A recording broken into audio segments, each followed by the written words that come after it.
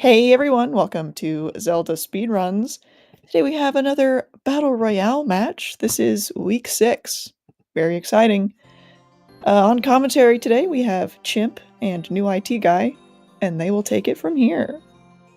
Thanks, Baseball. Welcome to week 6, everyone, where we lose 2 more players from the Battle Royale tournament. We are currently at 9. We'll be down to 7 when it's all over. New IT Guy, how are you doing? Doing great. How are you? Yeah, fantastic. We have I've just kicked them off on time this week. They're good to go. Yeah, we've got 7 races in this live race. We had 2 async runners, including myself, for a total of 9. And yeah, the 2 eliminations this week will be the person with the lowest score in this round, so the lowest score that you'll see on their screens, and the lowest total score cumulative up to this stage. If for whatever reason that is the same person, it will go to the next lowest total score. So we will see how we get on, but we've got a child start with Prelude, so that's pretty nice. As far as, spawn's could be anywhere, but it doesn't matter. You can go straight to Temple of Time, and everything's fine. And where do we land? Right outside Temple of Time anyway, so who cares? Okay. Both Deku or Skull Mask Kent's outside Temple of Time. Yeah. Awesome. Dead. Kokiri Forest to Morpher is an interesting one. And a nice early, cheap-ish slingshot.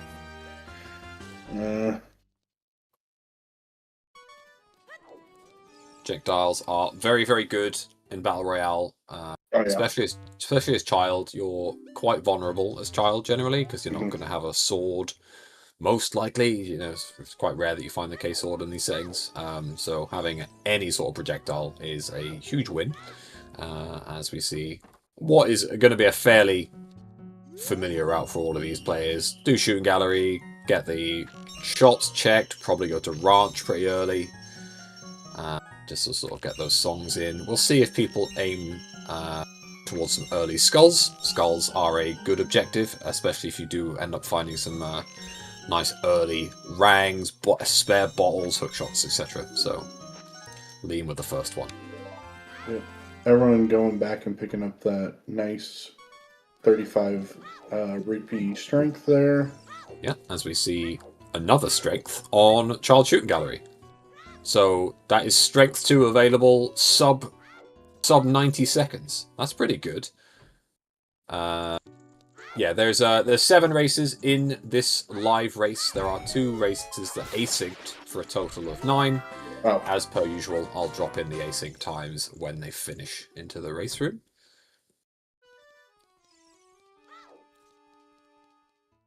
Ocarina of Time is Bolero. Now, it's Dungeon ER, as we know at this stage, so that could be good, could be bad if there's a child dungeon, or even a, maybe a spirit temple in the fire entrance. That could be interesting. Could be required for all we know, but it is a medallion start, so at the very least, you won't need that song to get access to Ganon's Castle, which is on any 3 dungeon rewards.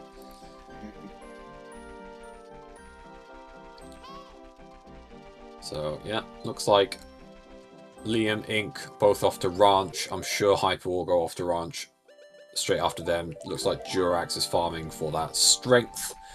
And we'll probably join them, so we'll have the quad Ranch dip, most likely. Now, based on current trajectories, Liam needs to have an absolute worldie in order to survive this week. He's currently on 181 points, and the next player up is 335. So Liam needs to have what would be a huge PB, and he would also need Breadcoon to basically die in the next 2 minutes. So let's wait and see, shall we? Yeah, not great.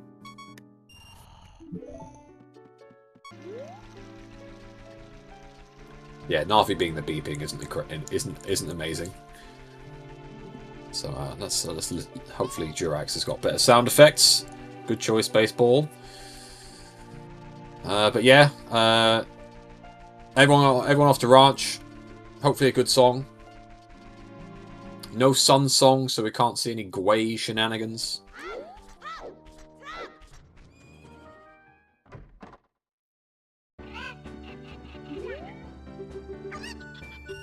Nocturne. Nice, that's pretty good. It means leaving here is pretty simple. You can just go to the back of ranch, play Nocturne to get out. You could just play Prelude to get out if you want to go adult, but I think Nocturne is a decent place to go. Yeah, no deaths yet. Only 4 minutes in, thankfully. So yeah, no deaths right now. But we'll see how quickly that changes. We've not really been in any danger so far. We've just been in market and ranch, but I'm sure we'll see a couple of dips to Kokiri Forest and Sacred Forest Meadows soon. As Ink technically the first person to come into any danger with these scrubs, but Ink is experienced enough to not take any hits off these guys. I'm sure I won't jinx that. Ooh, Mirror Shield.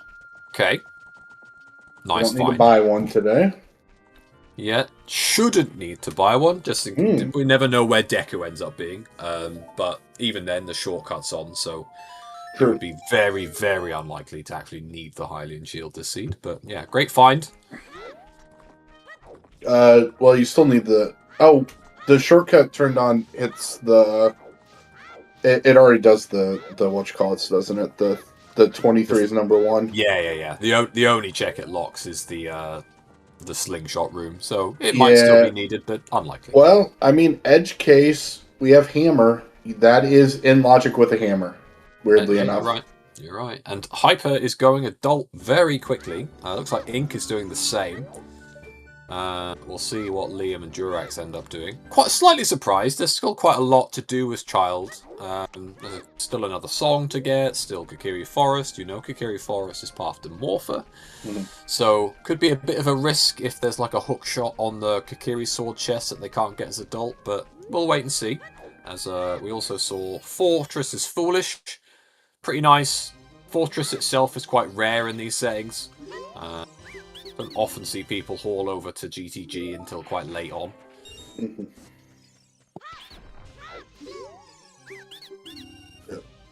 GTG is definitely a good place if you want to die. Go there as soon as possible. Yeah, pretty much.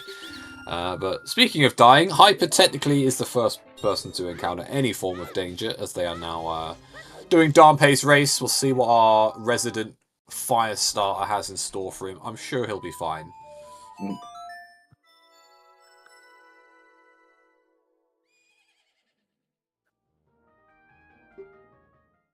But does mean that Hyper will have to save quit after collecting these rewards. We don't know where the spawn is for adult, so that'll be fairly interesting to see. Because no Song of Time, can't void out, because voiding out is death.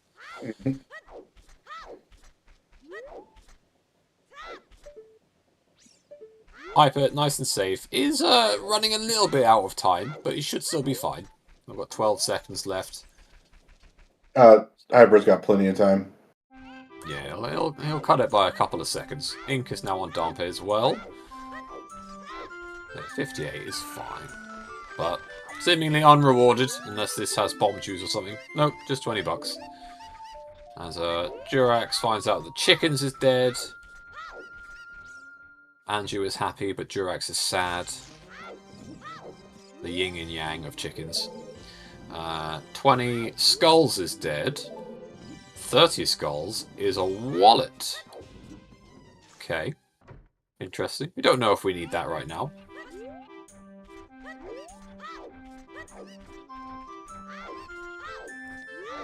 Looks like the adult spawn was just outside of the market. That's not too bad. You've already got Prelude, so you kind of actually maybe wanted that to be a slightly spicier location, but I think that's fine. Liam is choosing to go to Valley into Lake here. So, a little bit of a divergence. Durax did a bit more of Kakariko, but might... Oh, no. I was going to say might be heading to Temple of Time, but chooses to save quit instead. Not sure on the benefit of that, considering they're right next to each other.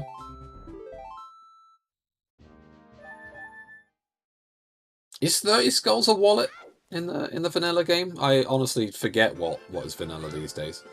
Yes. Okay.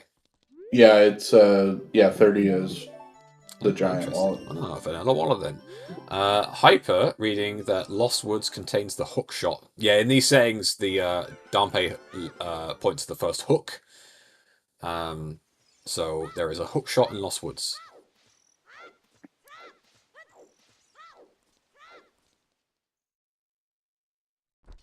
Thing on the crate for Liam. Oh, he loses his chicken. Unfortunate. So that's pretty rough. If you come into Valley Lake, you kind of want to not mess up the waterfall because it is a bit of a waste of time. But yeah, Hyper getting Requiem there. So we've got some pretty good warp songs, nice and early.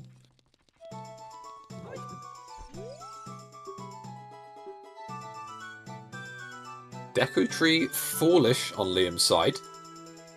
A nice hint. Doubling down on that Hylian shield being useless, as you mentioned, new IT guys. So we're pretty clear there. Mm-hmm.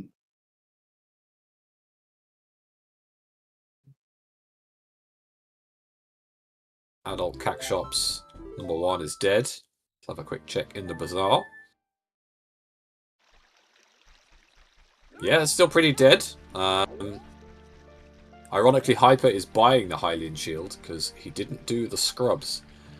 So, didn't have the mirror shield to start with.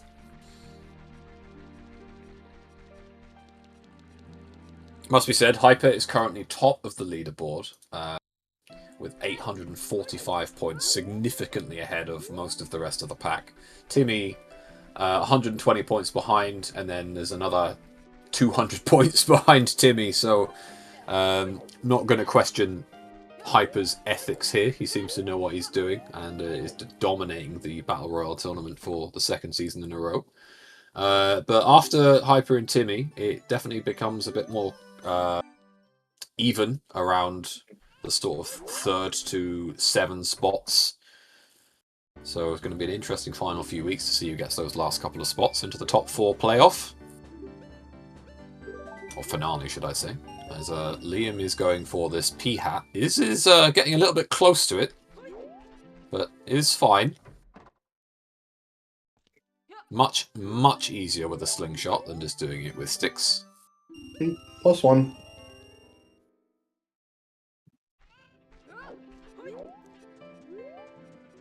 Hyper has found Dodongo's Cavern. And Sari's, but Sari's is useless. So let's focus on the fact that Hyper has found Dodongo's Cavern. Good dungeon to find early. We do have a strength, so might choose to... Yeah, looks like he's dipping into it here. Liam really focusing on these P-hats. Some nice, relatively safe early points. You know, get himself on the board. Always feels good to get off 0. There's nothing worse than just like, oh, 10 minutes in, I've not got any points. What am I doing in my life? But, you know, just getting a few on there is feels pretty good. Hyper will certainly be going for some Lizalfos and Dodongo's Cavern. Get a point each off those bad boys.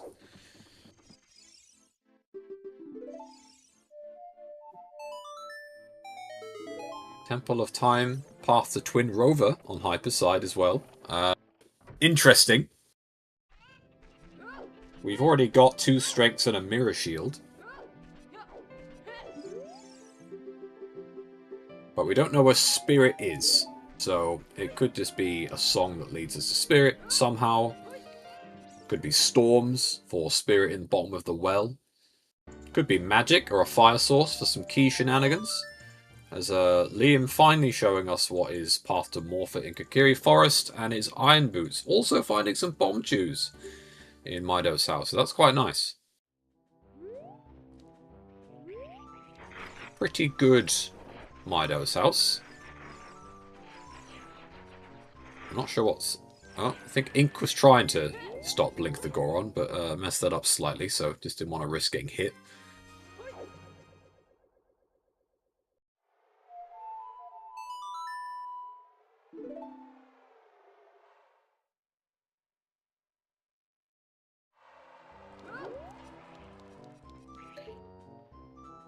Okay, that is both the Zelfos down for Hyper, so cheeky couple of points there. Ink is still going for Link the Goron here. I think he's missed it again. Oh no, just caught him. So he's fine. Durax showing off their Hornet model, as Ink finds a bit of a cursed item there, finding a Po Ball. Now, you kind of want empty bottles for these sayings, however, Poes aren't great, because they can just immediately kill you. So, probably going to stay as a Po Ball for the rest of this seed, unless they choose to go absolutely crazy and manage to drop their health down to 1 by getting hit by a flying pot, but I don't think they're going to go to that extent to free up that ball. Mm-mm.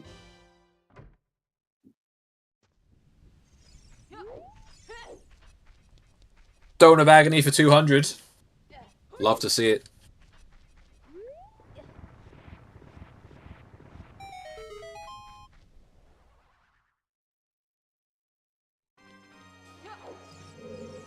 Alright, Durax's turn to face Dampé and his Wall of Flames. Liam, I believe, is the first person that's actually in or going to be checking the Deku entrance, so we'll see what dungeon is in there. Ink is going to pick up their Iron Boots, which feels nice. We know that the hookshot is in Lost Woods, so we will have access to the Water Temple entrance. Maybe soon. We don't know where that hookshot is. Honestly, Kyrie, I don't know. I don't think it always damages you at full health, but I think it's more likely to than not. I believe it is a 50-50 at full health on whether it does it or doesn't do it. I know there's a few discussions in the Discord around it. Ultimately, it's not worth the gamble. I think it is still a gamble, but it's definitely not worth considering. So, yeah, I don't think anyone's going to be drinking that one, I'm afraid. Here's Water Temple. Water's rough. Not what you want to find there. But, again, we do have irons nice and early. So, if we do find that hookshot at a reasonable time, the water's a pretty good place to go for some decent points. Got to be a little careful with health in Water Temple, because if you've not found any hearts, then your timer is pretty mean. So either try and find a tunic, or make sure you pick up a few heart chests. Ink did manage to kill the Skull Kid there, so a couple of points for them. Isn't going for the double Skull Kids, which is a risk, and unless you've practiced it, you absolutely shouldn't do. Hyper... Oh, interesting. I didn't quite see Hyper's screen there. Hyper had to save quit out of Dodongo's cavern there, because they fell off, and I think they are about to get skewered by the spikes. So, unfortunate for them. They do have to... It looks like they're leaving DC, not continuing here, which is a bit rough. Didn't manage to full clear. So if there's anything in the back of DC, they're not going to find it for a while.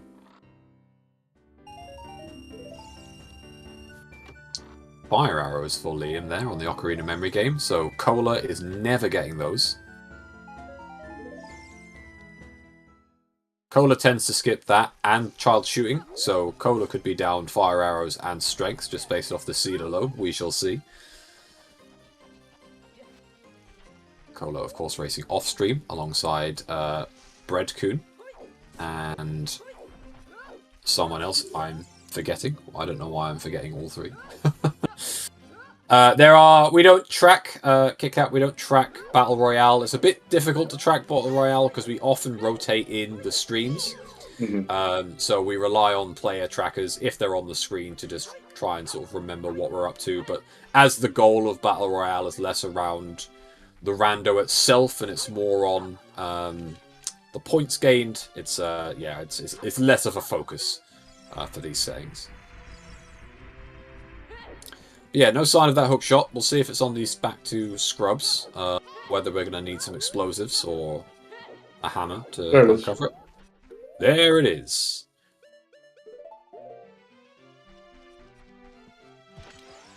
Alright, so Liam's probably going to feel quite happy when they go adult with both irons and a hook shot. Of course, anyone who went adult early is only going to get the irons, which is a little unfortunate. So Liam will be better equipped. Now, last week, when Liam was on stream, Liam also routed this exceptionally well. Had a bit of a god route going on. Unfortunately got hit, sort of double tapped by Baronade. But it does seem like they've got the best route once again. So we'll see if that they can take advantage of that this time.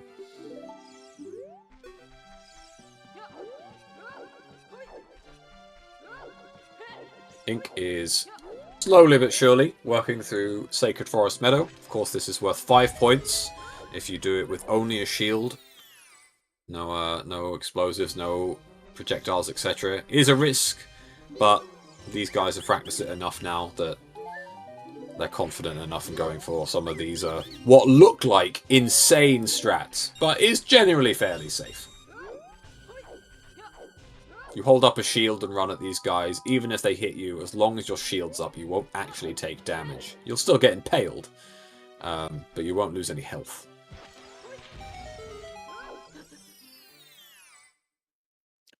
And there we go, they've made it through. 5 sweet points for Ink. Song of Time, their reward. You could argue that is definitely not a reward.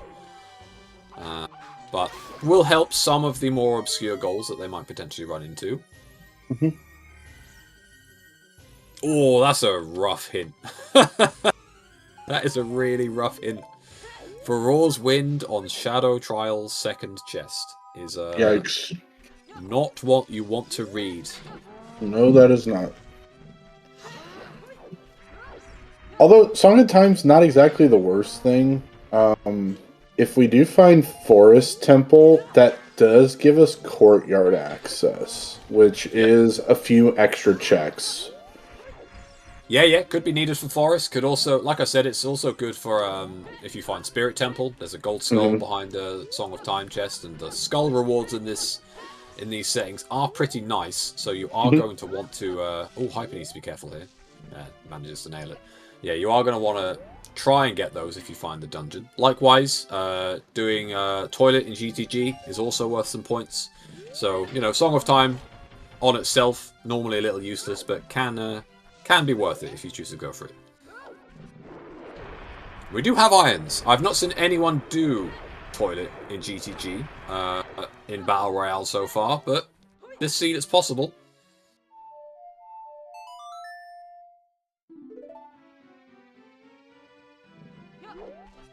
Alright, what have we got going on here then? So Hyper is now back Child. Durex getting the bad news that they are unlikely to get Farore's Wind this seed, but did make it through Sacred Forest Meadow without issue, so that's more points for them.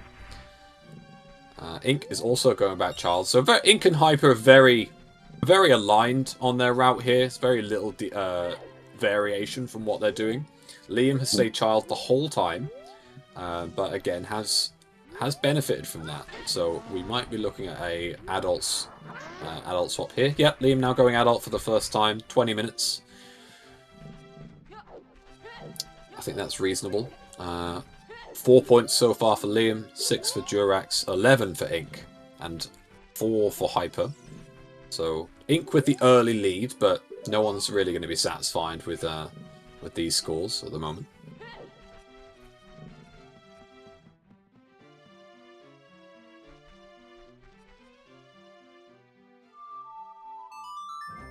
Believe we saw Lake Path to Volve on Durax's side. Now, Path to Boss hints are a little awkward with Dungeon Entrance Randomizer. However, you'd probably take a good bet at the hammer being in Lake, which is a pretty desirable item. It could also be a bomb bag, depending. Yep. Yeah. Might not be a hammer at all. Could just be something to get into a dungeon entrance. Might not be relevant to the dungeon at all, but Right. yeah, we'll see.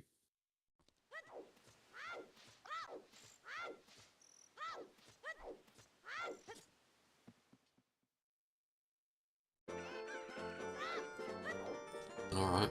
Richard's mom has not got it going on this seed. Heart container only, but that's not bad. Deku Shield for Ink. That's a very nice find. They will certainly be more comfortable now going to Sacred Forest Meadow. You don't want to be going to Sacred Forest Meadow without a shield if you're trying to go for the goals. Because getting around those Deku Scrubs without one is very tough. Mm-hmm. Oh, well, that's GTG on Hyper's side. Choosing to get the hell out of there.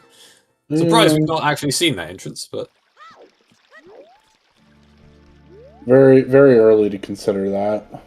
Yeah. What are you doing there, the IT guy? Are you taking on those Stalfos early with a fairy in tow, or are you just getting the hell out?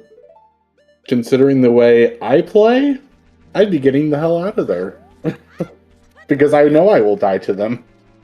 It's a very tough gamble, because this is technically you're not going to have a better opportunity to go in and get some quick points. However, once you lose that fairy, your decision making drastically changes. So you're unlikely to go for those Stalfos if you get hit, but also you're unlikely to go for them because you will get hit.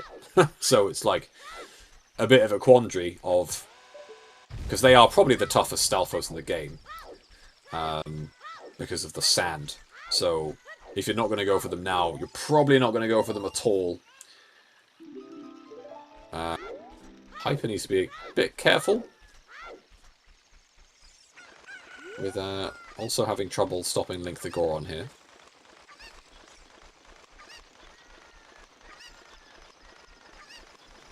Jirax, the first player in Zora's River.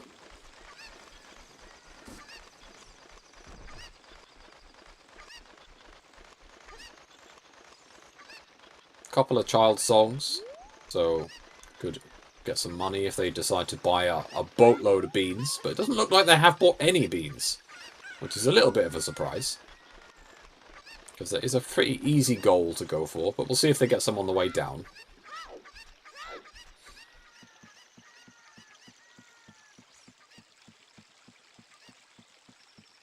Ink already on 9 skulls is a pretty good spot to be in. Ink and Hyper, notorious 50 skull gamers. Mm-hmm.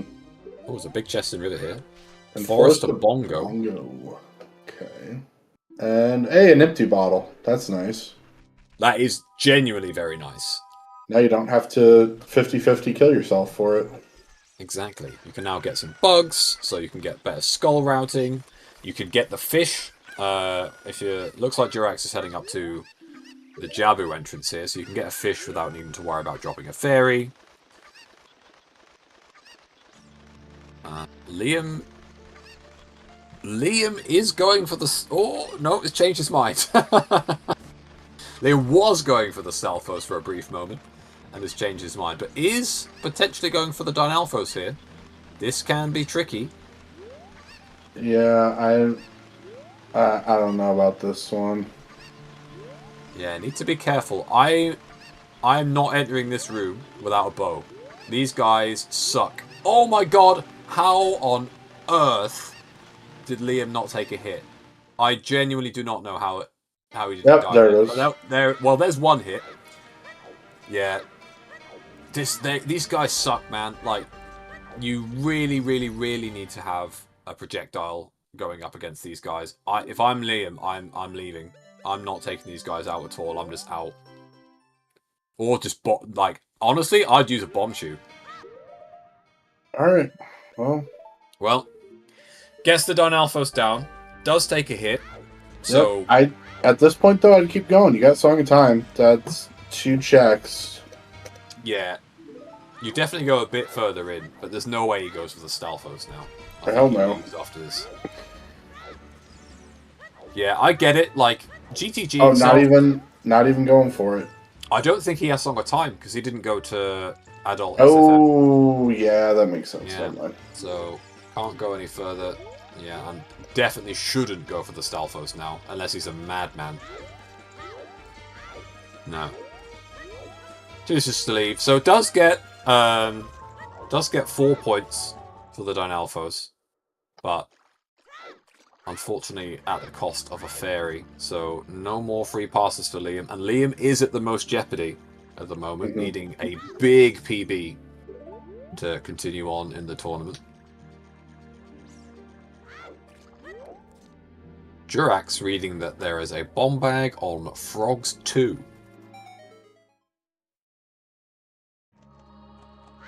Now, at this point, you've got to think that is not the first bomb bag, considering we've only found a couple of child songs so far.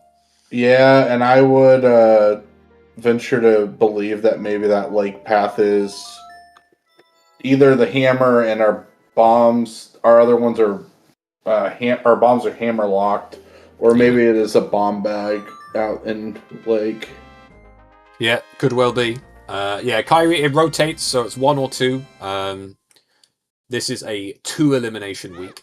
Every even week is 2. Every odd week is 1. Up until week 8. Week 8 is the final elimination week, moving into a 4-person finals. It's just based on the numbers that we had. So this is the one. This is the rotation that makes the most sense. Hyper going for the Skull Kid. Nails it, so no problems there. We'll see if Hyper shows off the dual Skull Kid strats here. I expect him to. Yep, he's going for it. Dodges the blowpipes there, so this should be fine. As long as he gets the right Z target. Yeah, he should be fine here. No issues there. Manages to pull that off really well. Adopting the ATZ strats.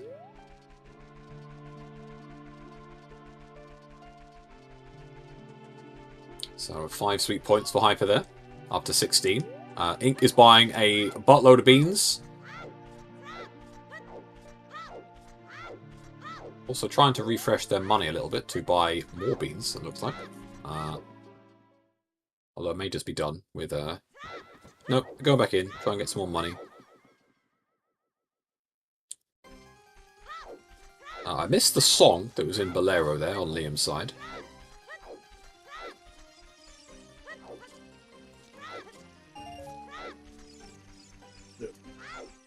Not sure if anyone saw what that was. Did not catch it. No, okay. Well, sure we'll see it on another wasn't stream time.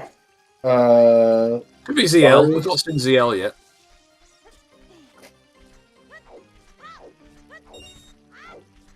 Let's see.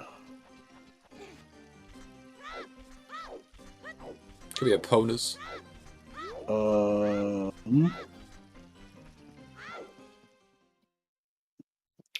Based on Durax's tracker, it is actually Song of Time.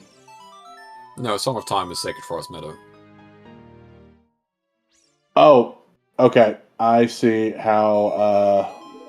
Yeah, that tracker's a bit weird. Like even when you know how that. Oh tracker God! works, why are we tracking it backwards? Oh, magic! Magic in DMC in the wall. A very, very nice find. So again, Liam has routed this generally very well. But again, finds himself down on a life just due to those pesky Dynalphos. Mm-hmm.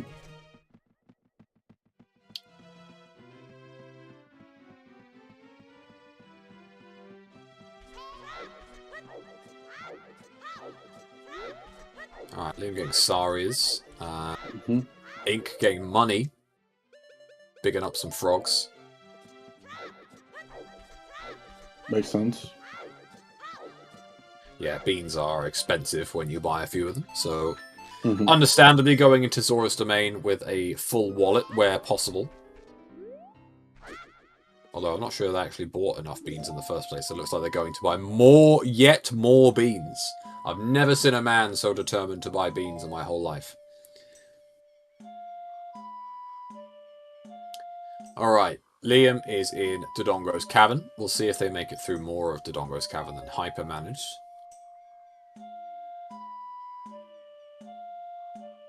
But Hyper getting a couple of points off those Wolfos there, so Getting closer and closer to 20 points there. And finding some bomb shoes for their troubles.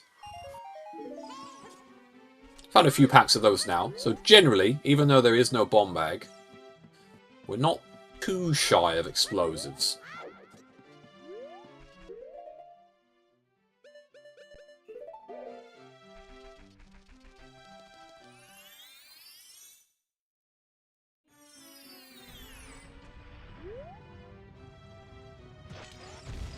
Alright, Liam. Now, don't get killed by the younger brothers of the Dynalphos. What you generally want to do here is wait for them to jump, move forwards ever so slightly, stun them with a Deku Nut, or maybe just not even stun them with a Deku Nut. Liam just goes for the stab. Do a quick slash, not a jump stab. Sorry, a jump slash, and then follow it up with the jump slash so you deal with them in one cycle instead of them bouncing back and forth. Damage just about works out there. But does manage to nail it, so no issues on Liam's side. Couple of extra points in DC. Jurax's music suddenly just become really intense, so wasn't sure what was going on for a moment, but we're good. Oh, Jurax almost took full damage there. Needed to be a bit careful, but is okay. Yeah, Kyrie, Liam took a hit off the Dynalphos in GTG. So Liam is down to his last life. But otherwise, Jurax, Ink, Hyper, all good so far.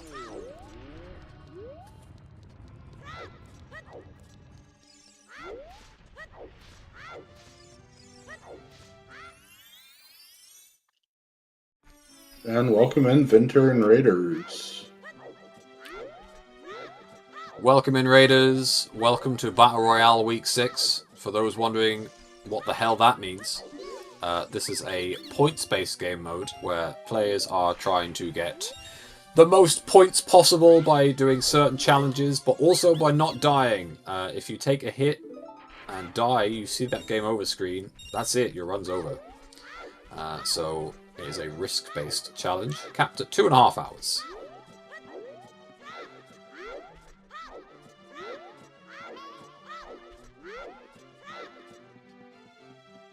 Yeah, one-hit KO. It's a mean one, but we've seen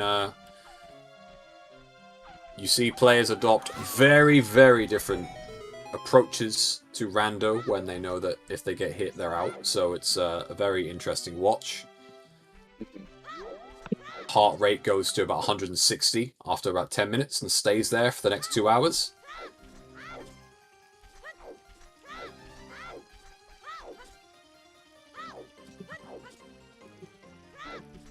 See how many skulls Hyper has got at the moment. Again, Hyper and Ink are generally fans of Skull. Only 5 for Hyper. That is a surprise. Hyper is normally one of the ones that is most aggressive on Skulls. Ink is doing really well. Jurax is about to get the bad news that the Deku Tree has been flooded.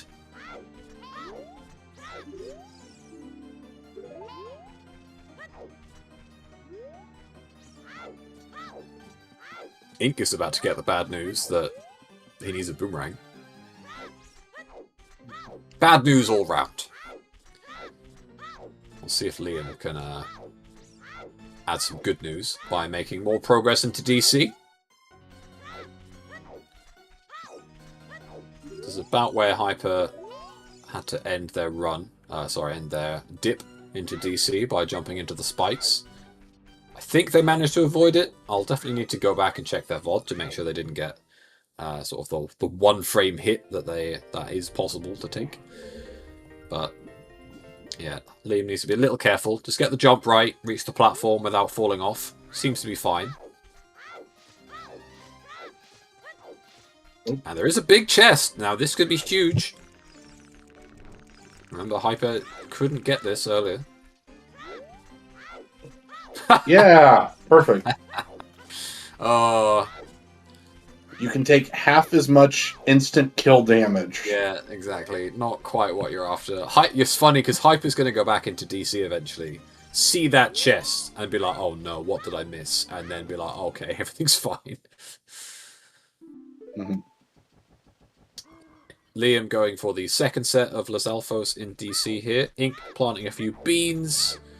Hyper making their way up Death Mountain Trail. We'll probably see them go the whole way up to Crater to get the 6 points for getting the gold skull in the crate in DMC as child. Pretty worthwhile. But they are in GTG with a slingshot. So no, planting 5 beans in 5 unique places is points. It doesn't need to be 5 unique beans, so you can save scum them if you need to, but you must at least plant beans in 5 unique spots across your run. 10, just a bit extreme. It's too much of a grind. So I felt that 5 was a pretty good place to call it. Hyper is going for these Dynalphos, by the way, with just as child. Needs to be careful. Crazy. But again, Hyper is well practiced in taking these guys down. Yeah. And I believe Hyper does have Song of Time, but this is a little logical quirk with Child in Song of Time blocks. That you only get to see when this is randomized. Yeah, already present. Similarly with Goron City and Forest Temple, where the Song of Time block is, for some reason, just the opposite of what it would be as an adult, as you say. Very interesting quirk. And yeah, just to confirm, all points are unique. You cannot repeat goals. You cannot repeat enemy kills if you've already killed that enemy in the seed. So yeah, every goal is wholly unique. Ooh, Liam almost fell off the face there, but he's okay. Needs to be a little careful with the explosion radius here. But it's fine.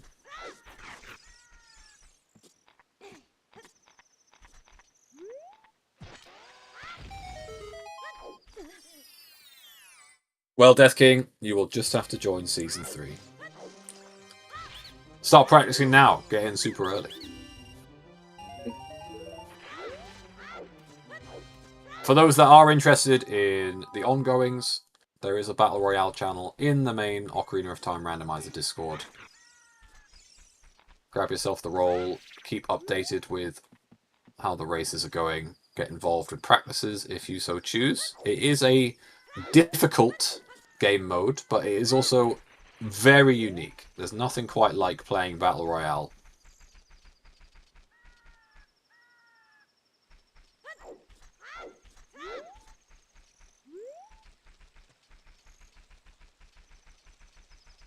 Liam didn't get too much of an advantage, just get an extra slingshot, but didn't really get paid off for any further DC shenanigans. So Hyper dodged a bit of a bullet, even though they had to bail. We'll see if there's anything further. Obviously, Liam can now go and beat King Dodongo. There might be something there. Durax is the first person into Lake that I can remember, so we might be able to finally find out why Lake is part of Volve.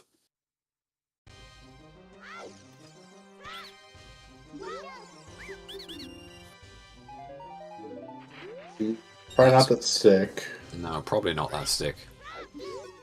But maybe this stick. Oh. Oh, well, it was a stick. Interesting.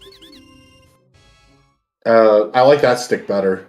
Oh, Got a nice heavy end on it. Yeah. Yeah, as far as sticks go, that's the one you're after. Okay, well, that probably solves that one as to why Lake is part of Volve. But finding the Rang as well is pretty excellent. Very good for skulls. Durax knows where Jabu is, so Jabu is now on the cards. And it must be said, during practice today, Durax managed to throw a pot at Baronet to get those bonus points, which was incredible. And if they do it again, I will gift 10 subs via the chat. Well, I'm not actually sure if they're an affiliate and can take gift subs. Oh, as they find out that Jabu is foolish.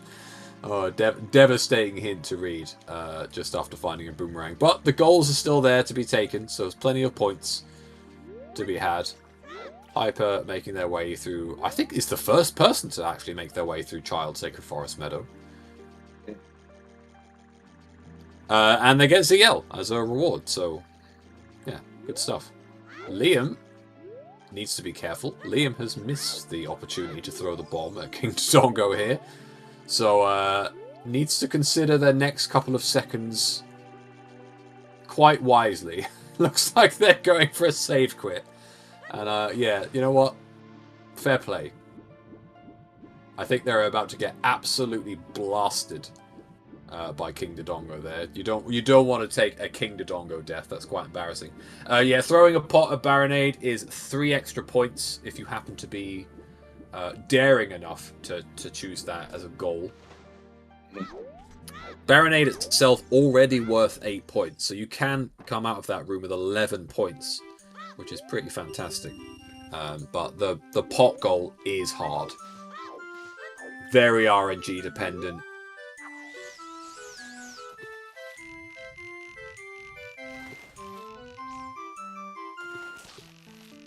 Yes, Hex, you are correct. No one wants to die to King Dodongo on stream. We've had some incredible deaths, but King Dodongo would be a new level of Battle Royale death, unfortunately.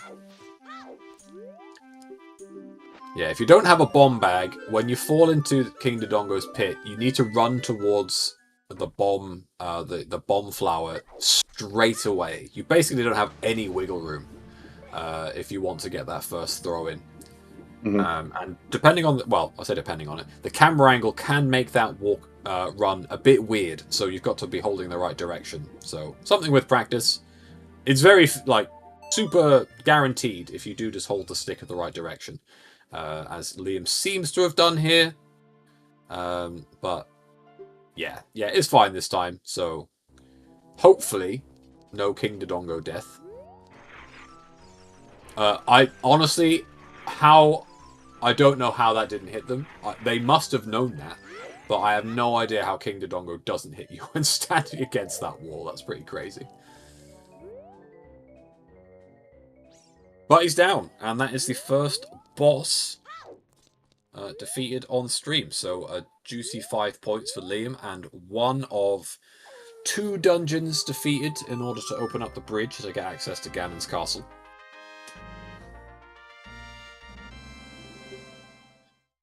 And I mentioned Hyper and Ink earlier being basically in tandem. They are literally doing the Ocarina Memory game at the exact same time. So yeah, their routes have been very, very similar. No items for Liam on King Dodongo, but a fresh Goron Ruby, as the Lord intended by beating King Dodongo.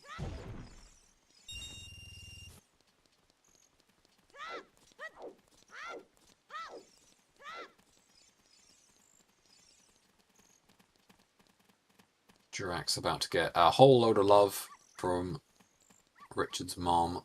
Liam is now off to the graveyard. Oh, we have a finish!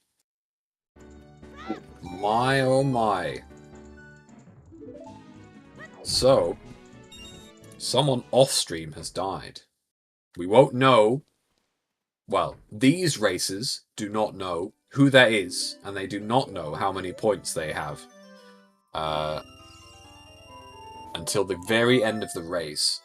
Now, the other races in this are La Plopper, Cola, and Breadcoon. None of which I expected to die first. So this could be a pretty spicy elimination.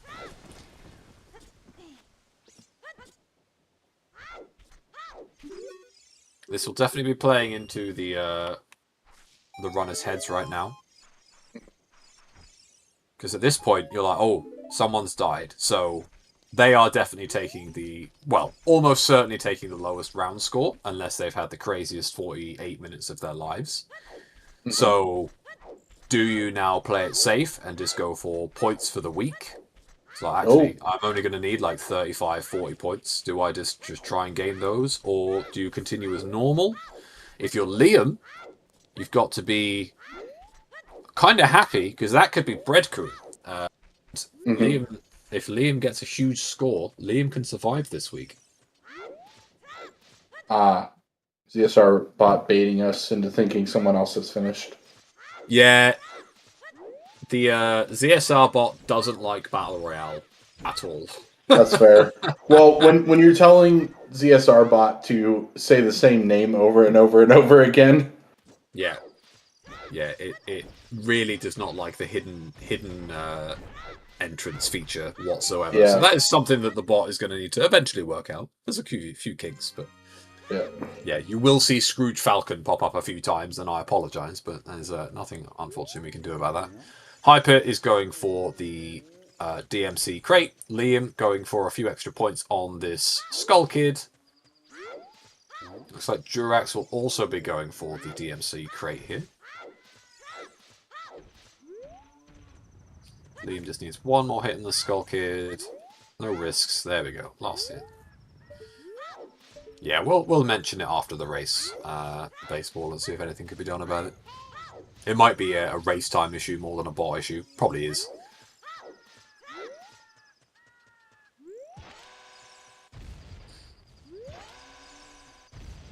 Alright, well, unlike the first half, or first sort of 45 minutes of this race, it is now Liam that is adult, and all three of the other races are child.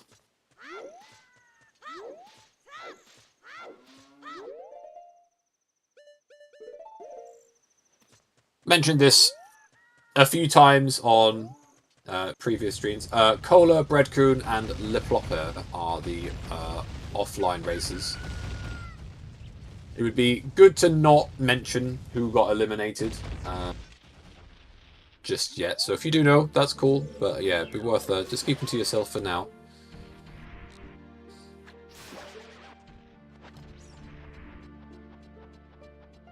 But yeah, as I say, that is a spicy finish for one of those players, and probably an elimination.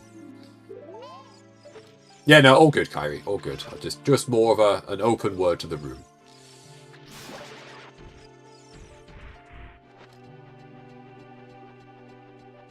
Alright, Liam now making it through Sacred Forest Meadow. Only one more Moblin to go. Needs to be careful here, don't lean forwards. Oh no, it's alright. Moblin's gone, so can dive around that way. Hyper getting the 6 points from getting that skull kill. Durax now about to get the same thing.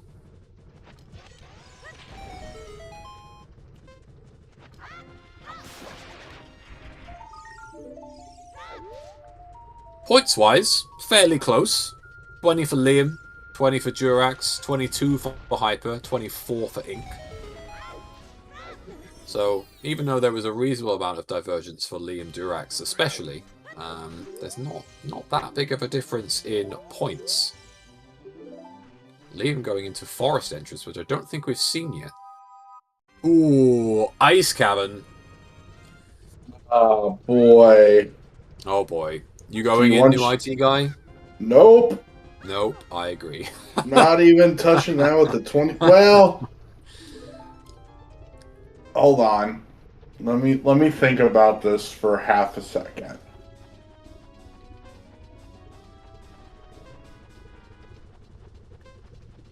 I might consider going in the first room, killing the 4 Freezards, going into the next room, getting the skull, going over to the... Oh, I guess they don't have blue fire arrows, though. Or any way of... Arrows. So you'd have to... even have a ball, but... Yeah, you'd have to go into the big room. I was like, if there's a world where you can go just into the side room and grab an extra gold skull, and then, you know, go onto the left side and dip out with like 3 skulls and, you know, whatever checks you're able to get, maybe, but definitely not if you have to go into that main or where map chest is normally at.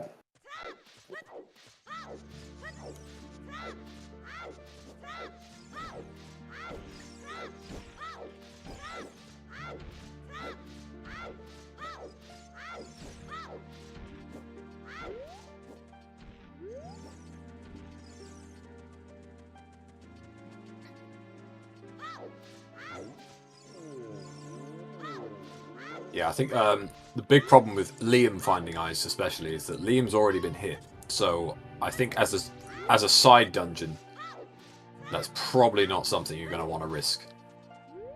Mm-hmm. If anyone else in there with a free bottle, yeah, maybe. Like ice has some good points in it.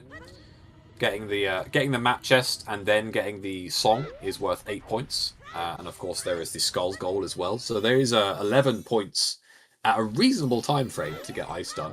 But ice is very perilous. The stalactites.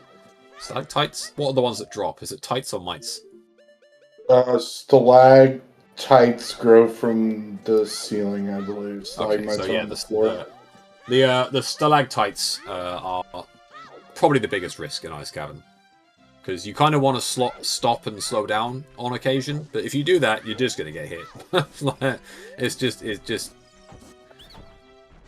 way of the world in Ice Cavern, unfortunately. I did look it up and confirm it is stalactite that grow from the ceiling. Nice. I will almost certainly forget that again within minutes. It's all that useful info, like what we used to teach in school. Like, oh, you're going to need to know this for the rest of your life. And I do not understand why the mitochondria being the powerhouse of the cell is ever important in my life. But, damn it, it's important stuff.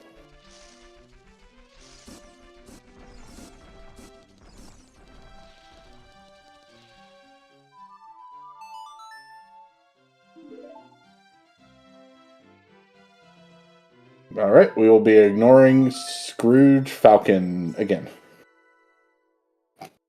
Wrong name, though. All right, Hyper is up to 10 skulls. Now, 10 an hour, or, around 55 minutes, isn't loads. You can still get, if Hyper is still going for the 50 skull reward, it is still on the cards. But you kind of want to be at around 15, 20 for that first hour if that is a long-term goal. Unfortunately for Hyper, they only just found the hookshot recently and didn't have the rang, so has been a bit more difficult to buy. To buy those, they're buying beans. It's throwing my brain away. To get those skulls. They have a wallet though. Do we know where they found that wallet? No, I don't actually. Interesting. And you know what, Monocle? That's a good one. Tights always do fall down. Yeah, that's a good one. I'll try and put that to memory. You might trip. Yeah, that's also a good one.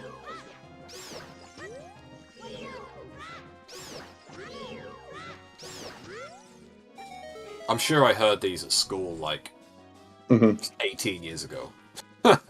Somewhere. Right.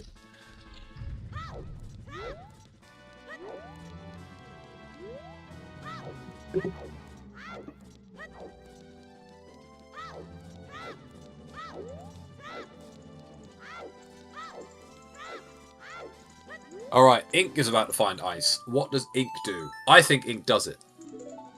Nope. No, not even. I think they were in there for less time than Liam. Nah, fuck this. Yeah, because Liam at least thought about it for half a second before. Am I really gonna try this right this second? And Ink's like, nah, I'm out. Peace.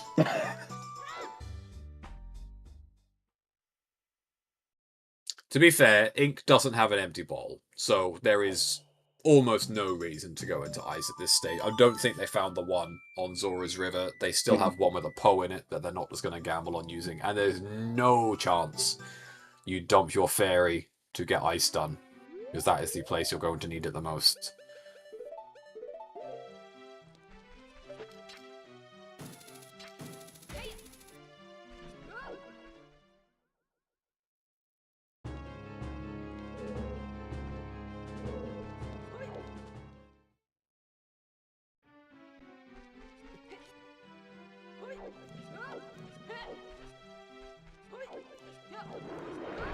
Global bot issue, eh? Yeah, it could be. Again, the bot hates hidden entrance. It is a beta feature, so asterisks that there will be some issues with that. But it's done us actually pretty well in Battle Royale. The hidden entrance feature is pretty fun.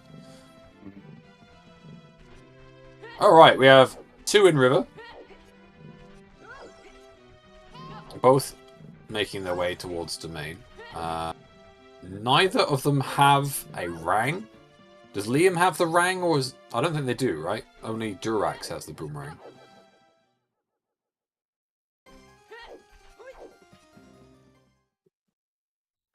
Yeah, I think it's only Durax has the rang or the hammer. The other three still hunting for it. And there is another death. Oh yeah, because I'm like, oh screw yeah. There is another death off stream. It seems like we chose the wrong restream this week. But it's impossible to tell. Now that is interesting.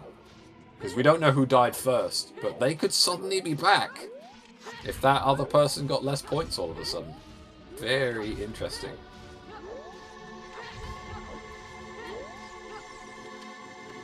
Now, so as Durax finds Magic 2, two of Breadcoon, Cola, and Lapoppa have died. Not what I would have expected. Maybe the early GTG was too much of a tease.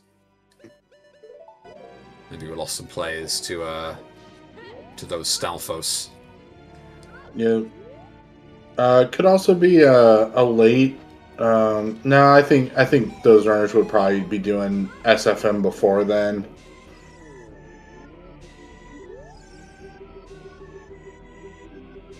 Usually SFM deaths I would think are pretty early. Yeah. But I mean, maybe it was a late SFM and they got double tapped by the Moblin. Yeah, it's possible. It is. I'd be surprised if there were double taps now that we can save quit, but we've still seen it.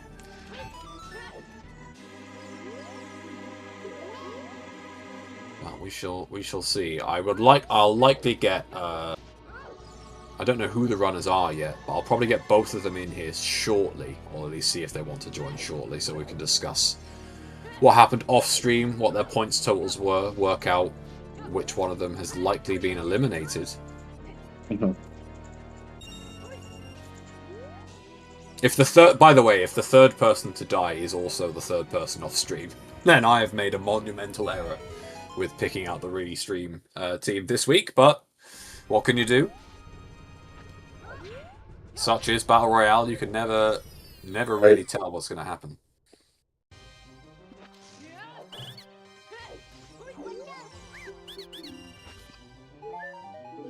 Right, Ink is heading into the fire entrance. I don't believe we've seen this dungeon.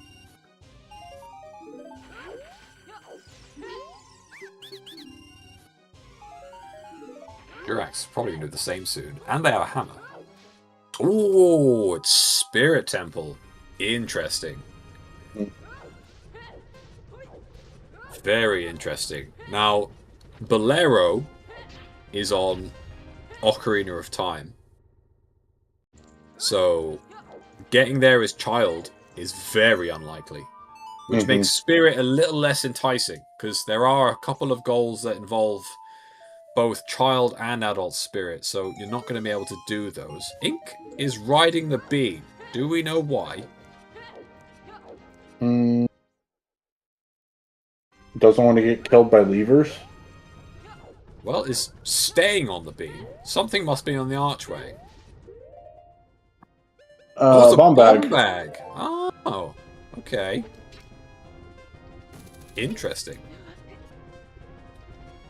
A couple of... I think most players have been to Desert Colossus. Now, the problem with that archway in Battle Royale is that it's actually quite hard to see what's on there. Because if you try and get into the right angle to look, the levers could kill you. So, it's not easy to peek that. As they go straight into Dodongo's cavern here to, I guess, just clear that out. They're getting a bomb bag right beforehand. Durax in Spirit Temple then. As things are certainly spicing up now that we've hit our first hour. Dungeons are plenty. Liam is going to be finding out that Jabu is in Jabu, ironically. But again, does not have that boomerang, so it's probably going to leave immediately. See what Hyperman just got up to. I'm going to do some investigation off stream and see if we can get both of our runners in, whoever they may be, so we can at least find out the fate of one of them.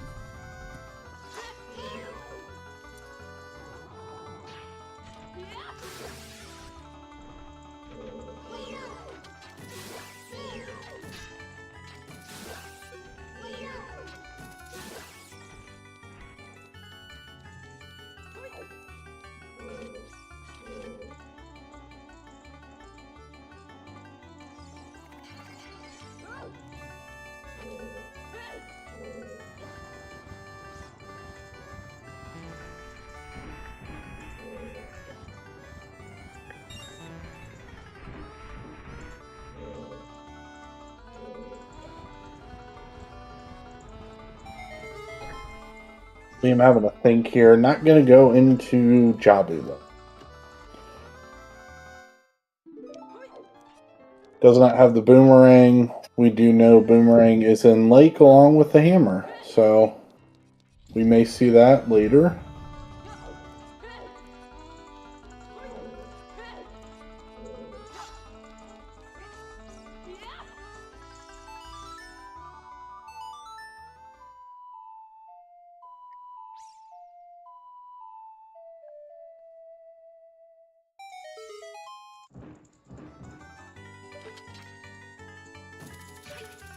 Oh, Liam has Serenade. It must be Serenade that's in DMC. Obviously, I think we missed it as well on Inkside, but yeah, that's a pretty good song to have. Looks like Liam's going to pick up their Rang, just having left. Just having left.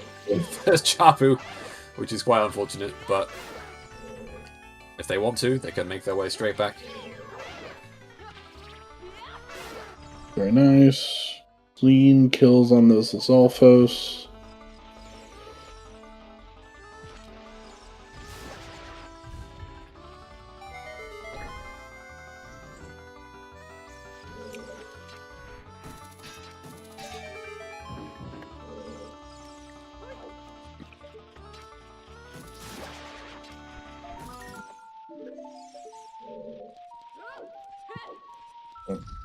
Durax picking up a third respectable Gold Skulltula there.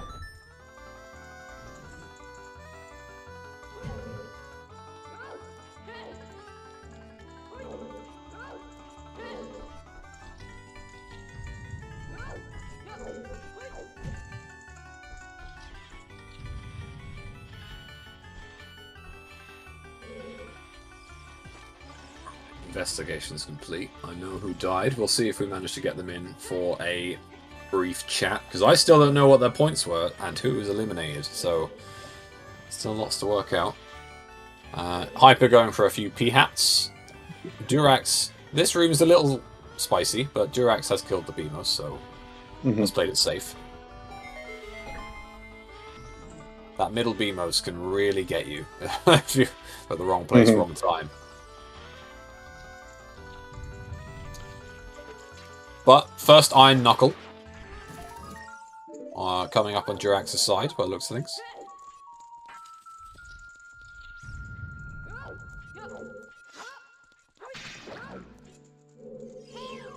Now, unsure if Durax is going for that when he went for that skull in the previous room. If Durax is just going for skulls generally, or if Durax thinks that they might be able to get all 3 stones to get Bolero, because again, you're probably not getting the skull completion reward in Spirit Temple of the Seed unless you hardcore go for it and get the right bosses fall into your lap. Big chest on the hand though. Whoa, hoverboard. Ooh, okay. Now that is a nice find.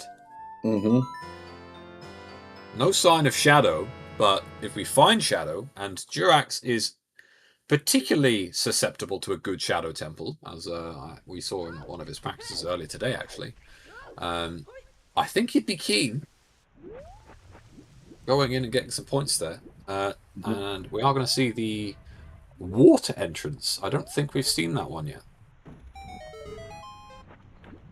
There's only a few other dungeons it could be. Forest Temple. Oh, yeah. Right. This music in Forest Temple is going to be rough.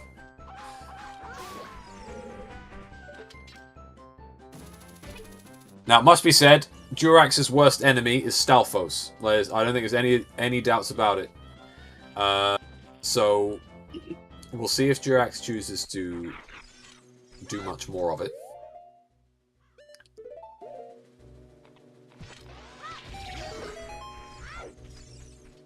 As we've taken ourselves away from the Mario Party 1 soundtrack to go to Hyper's audio for a bit more of a calmer experience. Yeah, that would cause me some issues if that was my randomized music in Forest Temple. There is no way I can try and kill Stalfos whilst also thinking that I'm playing bumper balls on Mario Party 1. So right. We'll get. I think again. Good old times. Indeed.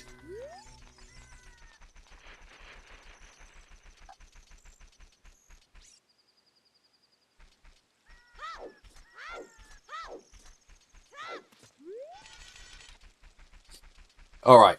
Ink getting some of the Alphos killed, as we've seen. Oh, he's getting chased by this guy, so needed to be a little careful, but it's fine. No real harm done. Liam getting ZL now off Child SFM. The scores are pumping up a bit now on all sides.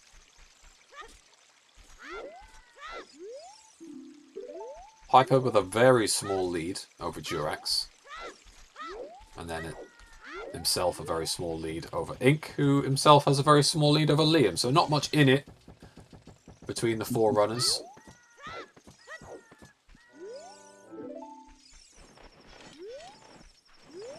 Hyper is about to get one of the better grottos of all time. Mm-hmm.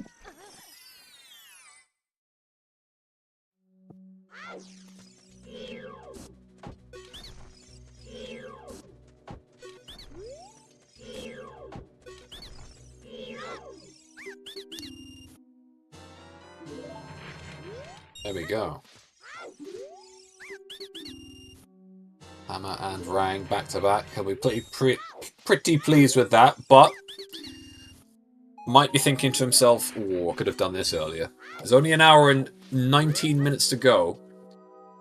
So, even though you're finding some nice items, there's not a lot of time to use them.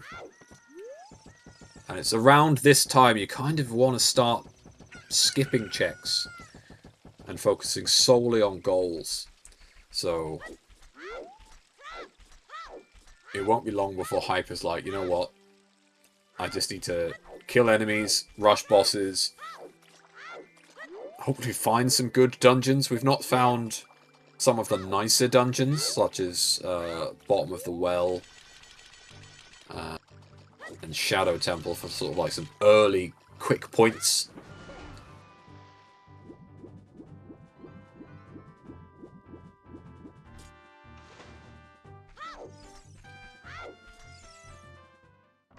Durax, so far, so good in Forest.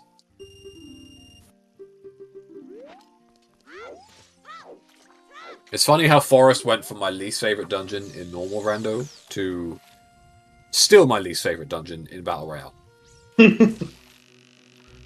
Even with the shortcut on, Forest is still awful. Yep. Has too many Stalfos. Phantom Ganon can be a right pain in the ass. The bubbles are a nightmare. Floor Masters are a nightmare. The Deku Barbers are... Basically, all of Forest for Battle Royale is an absolute disgrace. The worst place to be in. Oh my god, Durax. Oh god. Oh god. Oh. How are they not hit? It is a miracle Durax has not been hit. Yeah, I thought Durax got hit there. Yeah, I was absolutely certain they were going to get hit. Has a... Oh, Jesus Christ! Right. Looks like they're just going to play it a little safe. You can't... If you just sort of... If you only have one... Oh, God, even that last one was close. I honestly thought I saw it hit. Yeah, that was... Yeah, it's crazy. That was an interesting fight. But has survived. they will be... Well, they've definitely left a shipwreck in that previous room. The heart rate will be about 140. So hopefully manages to calm down before they get any further into Forest Temple, because it's... Once you've gone through, like, a very small period of stress like that, you're very liable to make a mistake. Because you're just not quite thinking straight. You're like, oh god, I could have died. Oh, I need to do this better, blah blah blah. And then you're just gonna take damage somewhere else. Ink is going for the cola strat here for killing this big boy. If you spawn enough levers, they stop spawning for a little bit, so you can eventually open up the boulder. And there is a goal for getting these scrubs and the fairy. I think it's 5 points.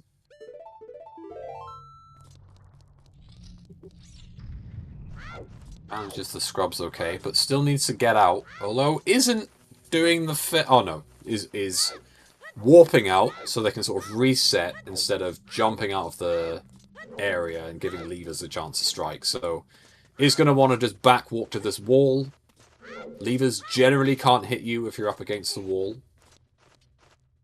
So should be okay. But every so often, a lever will spawn just close enough to the wall to hit you, so you still need to be a little careful. It's okay. Just needs to... Yeah, just okay. Oh, there we go. That lever could have messed him up. But he's alright. So, playing the song for the fairy here will get him those points, and will take him in the lead, I believe. Oh no, is joint with Durax, so 41 apiece.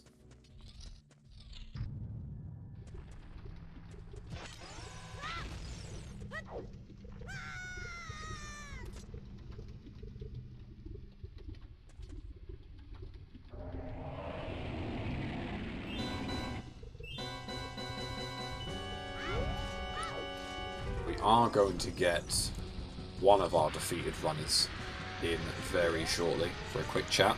See how they got on. Now, Hyper is going for the very rare Child King Dodongo. It is worth extra points.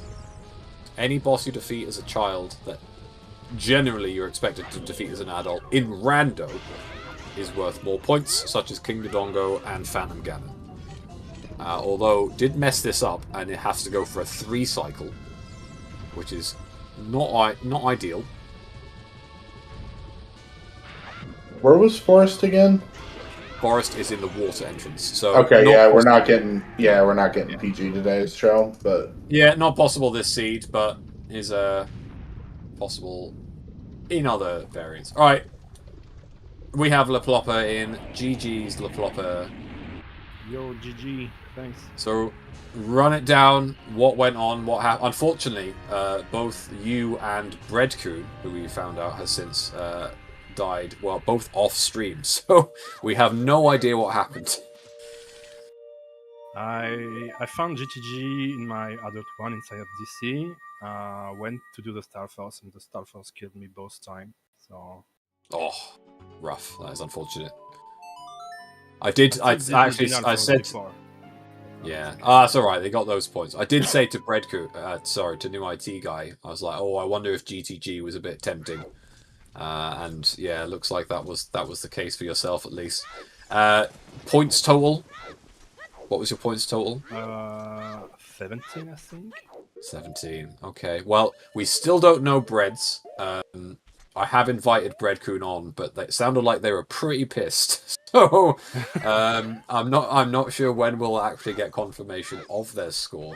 And I'm fine to keep that mystery going for now, but it does seem like it'll be one of you two that gets eliminated based on that. But I don't know either way. It could be you, could be Breadcoon. 17 isn't too high, too low at that point in time. Breadcoon might have had a similar score, so I think it is a bit of a 50-50. Yeah, for once I went pretty hard on Skull because I got Hook and Boomerang pretty early. Nice. But yeah, GTG tempted me I wasn't sure because I didn't practice at all for this season, and I know the Stalfos are scary, so I wasn't sure whether I tried them or not. I was like, that's 2 Stalfos plus the 4 Wolfos afterwards, so that was too tempting for me. It's a lot of points, but they are definitely the hardest Stalfos in the game. Like bar none. Probably just the hardest room in the game. Full stop. Yeah, I should have delayed the Stalfos and the Wolfos. Do something else first. Gaining some points and then coming back later. Yeah, the save wasn't far, and we had Nocturne, so I just greed early on, and it didn't pay off.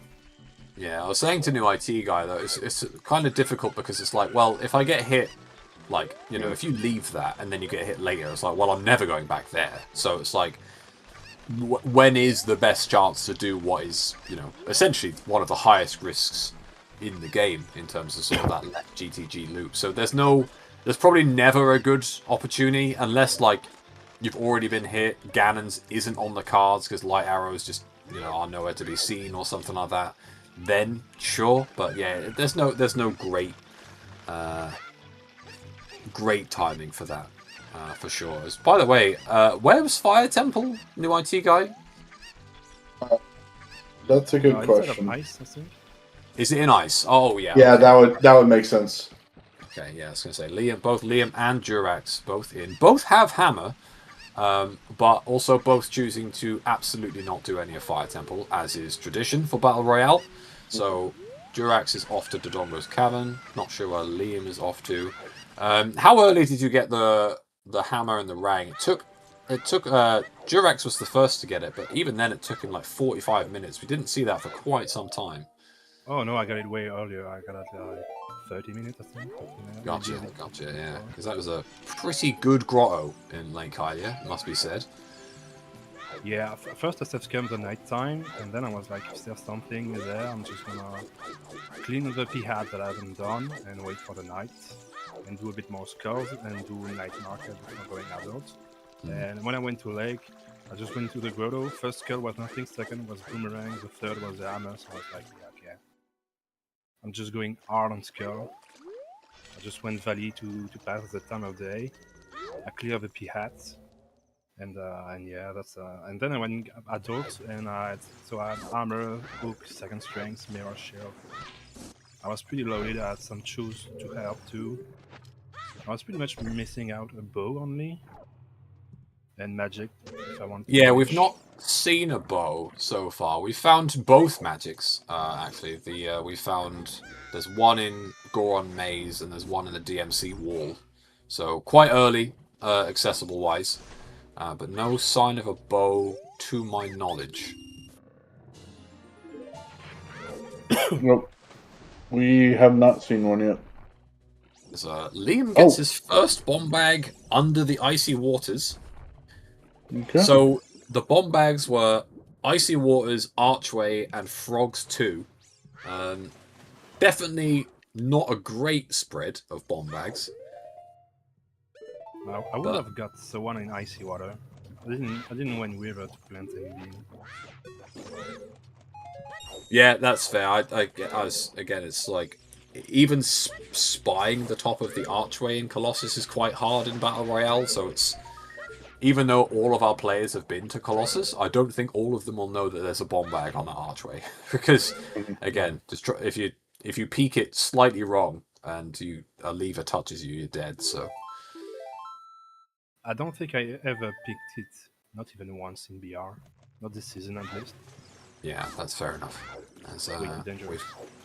Yeah, I've chose to give up on getting that hint stone, so therefore, by proxy, I no longer peek the archway unless I'm like on the spirit hands. I might get the hint stone, but once I'm there, I'm just like playing Requiem back to be safe. Yeah, perfectly fair. Taking some time to pick, it's way too dangerous. Now, speaking of taking some time, Ink is bombing the Barbers, which is not a strategy I've seen much of, so fair play. Nice and safe. Gets the job done, but was quite slow. Hyper is in Jabu. Jabu, there are plenty of points here up for grabs. Looks like they're going to go for the whole cycle of getting all the tentacles done, getting the skulls, and getting the boss. So should boost Hyper up in points quite nicely. Durax, meanwhile, is in Dodongo's cavern. So 3 dungeons on stream. Definitely where the deaths are most likely. Not quite sure what Liam is up to at the moment. Liam is the only other person that's taken a hit, and that was also in GTG. They took one off the Dynalphos and didn't even try and go for the Stalphos, probably because they took the hit. But yeah, it's GTG is a very dangerous place, especially if you don't have projectiles for those Dynalphos in particular. The side road is pretty safe for Dynalphos, so it didn't bother me to do the Dynalphos. Fair play, Yeah, braver man than I. I mean, I practice a bit the side road to be safe, so I constantly be able to kill them. So far, so good. So maybe I should practice a bit Stalphos too. Yeah, practicing Stalphos is tricky because you'll get it right, and then something will go wrong in the race. It's like, well, now what? they're jumping all around the room. It's pretty much RNG too.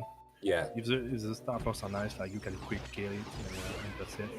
But if it's not, like it's always under its shield, and you're like waiting for it to unshield. Yeah, for sure. Until the second one come in your back and just stab you. Hyper, unfortunately, did not get the hint that Jabba was foolish, so has wasted some time and resources doing the Stinger room here. Especially their bomb chews. They do not have a bomb bag, and they are down to 3 chews, so they need to be a little careful if they don't know where a bomb bag is. Or Liam is going for the GTG Stalphos. Oh, no. Oh, baby. I'm not sure I agree with this decision, being on no fairies and needing the most points in this race to survive, but go big or go home. Well, I think from Liam's point of view, you're an hour and a half in, and you have to have the best run of your life, as you've put it, to get out. And unfortunately, just being passive isn't going to get those points. So I think it's kind of crunch time. Oh, and there it is. Yep, there it is. There it is. Liam takes the hit off the Stalphos. Does get 1 Stalphos, I think. Mm-hmm. Yes, Did they kill 1, or was that the first one? Unfortunate. That is Liam out of Season 2 of Battle Royale as we rotate our final runner in that was off stream in Cola. Cola on 47 points, so similar to the rest of the runners on stream. Unfortunate for Liam, it was always going to be a really tough tough task to stay in the race, stay in the season this week. They were quite significantly behind Breadcoon as far as points totals go. But hey, you know, they went for what is essentially, as we said earlier, the hardest room in the game. Didn't quite manage to succeed, but I respect going for it in the first place. I'll see if Liam wants to join us. Yeah, I'm gonna leave you. I'm gonna get back into speedrunning practice. Yeah. Okay. All right. Thank you very much for GGs. joining us, and GG's. And yeah, GG, and good luck for tomorrow, Chimp. I think you had a pretty heavy seed coming in. Yeah, it's going to be pretty rough. For those that don't know, me and Trez are co-oping Seed 2 million tomorrow. And it is basically a Hell Sanity Ice Onslaught seed, so it's going to suck ass. Yeah, for those that are interested in watching what will be pure torture, do stream Zelda speedruns tomorrow.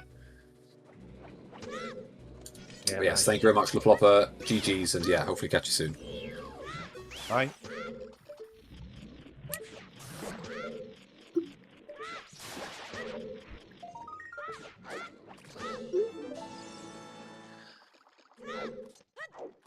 Alright, so where are we? Hyper is about to do Baronade. That's where we are. Yep. Speaking of dangerous rooms, this is certainly one of them. Baronade is one of those rooms where, basically, if you make any mistake, save quit and just leave. Yep. Do not take any gambles in this room. If you think that you've not quite done... Yep, there we go, as Hyper has just shown. If you don't get it right, don't take a risk. Just leave. Yep. Just throwing that boomerang just a fraction of a second too early. Yeah, it's not worth it. The room is quite close to the entrance. There's absolutely no point Right. in taking those gambles.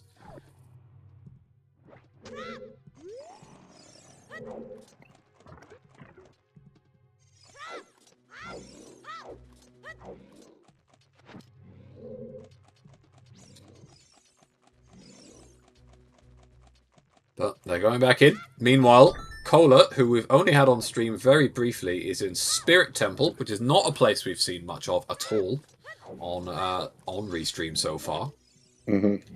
Item-wise, they're looking pretty good. Don't have the hovers, and it looks like they're not going to get them because they are leaving. Are they leaving? What are you doing, Cola? I think those... Not knowing where Shadow is, I don't think it's the end of the world not actually having hovers at the moment, but it is still rough to not get them for better maneuverability around other dungeons, such as Water Temple. Well, and what may happen here is if Cola can climb and sees the... sees the big chest on the other side, may be inclined to go over and get it. Yeah. It would be making this room a whole lot easier. Right, Wow, well, that was a pretty good movement because that was a very tight window there of not getting that last one. Yeah, for sure. And Hyper has nailed Baronade, so second time was the charm here. Just, again, no mistakes. If you don't make any errors, it's fairly easy to sort of autopilot what would be a normal Baronade and a normal seed. And has made it through. So a good chunk of points there for Hyper for clearing out all of Jabu, as Liam will join us. So that's good news when they are ready to hop in. And yeah, we'll have to see if anything is on this side of Spirit. We've not seen this side of Spirit at all. Cola already has a bomb bag. I'm not sure if it'll be the arch bomb bag or if they got another one, but we will see if they take a peek of the archway when they jump out on the hand. Jurax looks like they're about to head into Jabu. Ink is now in Jabu, so lots of big fish action.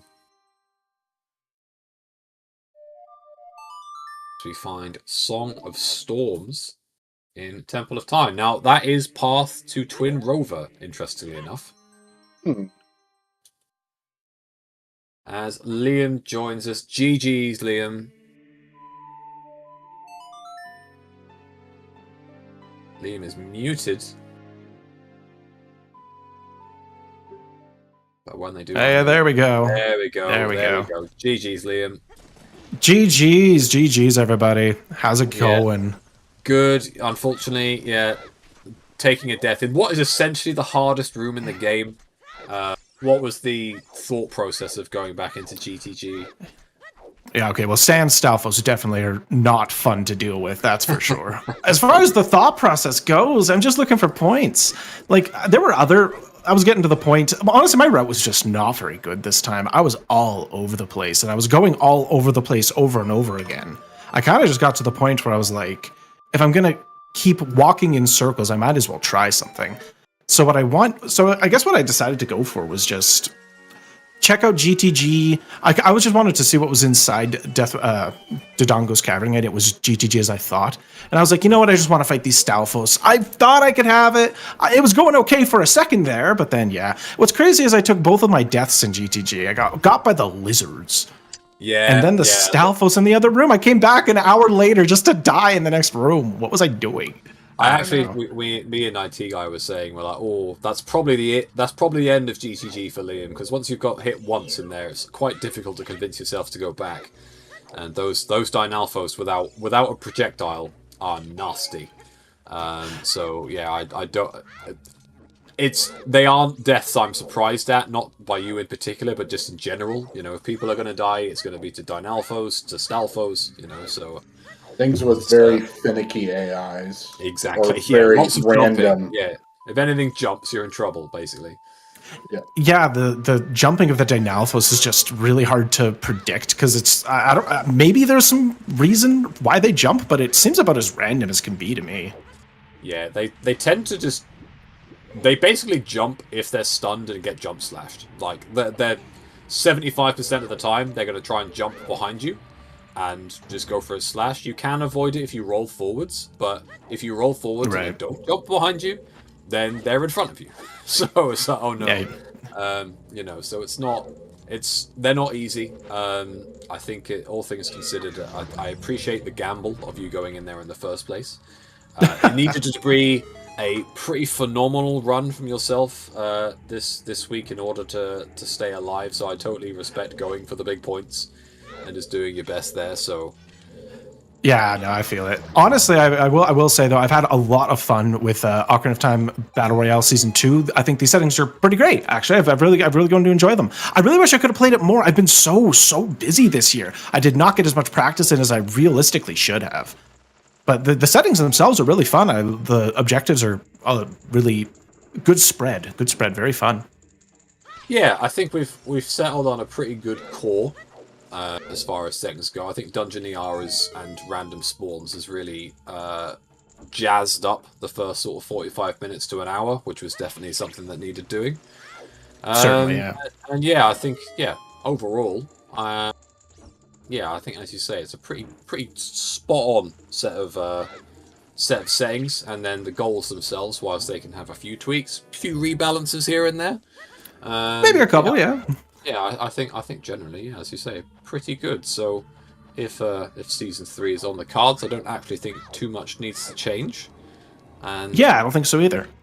And hopefully, if there is a season 3, we will get you back in. But yeah, unfortunately, that is it for yourself on this season. We don't know the other elimination. Before you died, we had 2 off-stream deaths of La Ploppa and Breadcoon. We know La Ploppa's score of 17. We don't know Breadcoon's score. So either one of those are eliminated, but we don't know just yet. So that'll be something that we won't find out until the end of the race. So always very exciting. Yeah, always very exciting. I really do look forward to there being a season 3, and in general, just it's so much fun. Honestly, I could see myself playing this even just for a while because these settings are just really fun. 2.5 hour run is a really digestible amount as well. Yeah, it doesn't take up too much of your time. And hey, if you're anything like me, it's a 45-minute run, and you get loads of 45-minute runs. Right. You know, so whoa. Too true. Yeah, honestly, making it to the 2.5 hour run that's the exciting part. Yeah, I was gonna say it's digestible, and it is a hard 2.5 hours. It isn't the average is 2.5 hours, and then we roll a 50 skull seed, and we're here for 4. Oh no! Yeah, it's very nice that way. Have there been any objectives that you guys have seen that have not happened? Has anyone tried ranch quays? Has anyone done the Deku? Yeah, on the Dekus in desert. On stream, we've had most across the past 5-6 weeks. We've had most goals be achieved. The only goals I can think of that haven't been achieved, other than basically all of Fire Temple. Because no one's gone into fire. Cola, ironically, is in fire right now. We'll see if they go right now. Yeah. But I've not seen. Weirdly, toilet hasn't been done at all. The other GTG goal around the hammer chest has not been done on stream, to my knowledge. We did see Gways a few times. Durax is quite a fan of getting the Gways done. We've not seen. I'd have to take. We've not seen the songs goal. That's probably the hardest goal there is. You've really got to get quite lucky with actually being able to get all of the songs in general. Yeah, that would be difficult. Getting all the songs in general is quite challenging in this. for sure. But I think and throwing a pot at Baronade. Whilst I have seen that off stream, I have not seen that in a live race. We actually might get it right now. Yeah, let's see it. There is a 0% chance it goes for this. Absolutely no chance. No, but Durax just entered the door, and Durax might go for it. Durax. Yeah, Durax is... If there's anyone that's going to do it, it's Durax. He's done it off stream. He did it today in a practice. And if anyone's going to do it, it's him. I'm prepared to go mental if Durax actually does this on stream. But other than that, light trial and fire trial, because I just don't think anyone has had the equipment to do those trials, really. No, definitely not. Yeah. Oh, Durax has messed up Baronade here. I'm wondering... Oh, there's a bow! That's our first bow on Hyper's side. Oh, Durax. Durax has taken the risk and is still in Baronade. If I'm Durax, I am safe quitting. Oh god, that was close. Yeah. Oh! Yeah. Oh, it's pot time. Oh god. Oh, he's doing it. No. Spoilers. No, he died. Oh man, he went for the swag. It's so tight. Oh god, save the amount of time you have. Oh god, I'm amazed he didn't save quit. A fair play, he stuck around and probably will get Baronade done now, but I am absolutely amazed he didn't save quit and leave. Yeah. Confidence shattered on the pot though. I don't think he's trying again. Yeah. I respect it, but holy shit is it one of the hardest things to do in the game. No kidding. There we go. Baronade down, no pot bonus, no 10 subs to Durax as I promised earlier. But yeah, they at least managed to get Baronade. But that is the fairy gone, and that'll be a rough one for them. 50 minutes to go. As Cola is taking on Volvagia, which I've definitely not seen much of. We've seen a couple of Volvagia kills, but definitely not many. Well, even just getting the boss key, doing the room where you have to kill all the slugs and keys is a pain enough. Volvagia, if you have, the Goron tunic, you're going to probably be fine. But that room to get the boss key is pretty uncomfortable. Well, and to get Volv, you basically have to have the tunic because you can't do the fast kill. Because stepping... It's unbelievably risky. Well, yeah. No kidding. Well, okay, doing it without bomb shoes is impossible because you have to basically step on the lava, and unless you're wearing the Goron tunic, you will die immediately. There is a very small bit of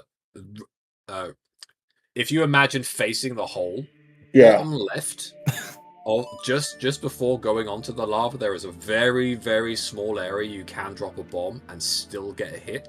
You don't. Like 98% of the hit will need to be in the lava, but there is a very small place you can get hits in without needing to go onto it. So it's possible, but it's difficult. Yeah, I don't think anyone's chancing that. No. But hey, Cola gets it done, as did have a tunic, so is less risk. So that's bonus points to them, as we are now seeing the points propel up into the high 60s, low 70s on restream. So slowly getting through it. Hyper picking up their bomb bag on the archway. Liam, you found yours on the bottom of icy waters, so definitely some interesting bomb bag locations. Yeah, those are two really out of the way locations, about as opposite as can be. Yeah, the third one was on Frogs too. So yeah, god, those are all three of them. Yeah, they're pretty bad. Now we've not seen the dungeon in the well. Durax is about to. Oh wait, no, we have, haven't we? Yeah, Hyper went there. It is the well. So Durax is about to find that as well. Hyper is going to go for the Colossus Scrubs and Fairy, it looks like. Oh, he's doing it. Yeah, going for it. Cola, meanwhile, is in Ganon's castle. And I don't think we've seen Ganon's castle yet. Nope. And my guess is Cola beat...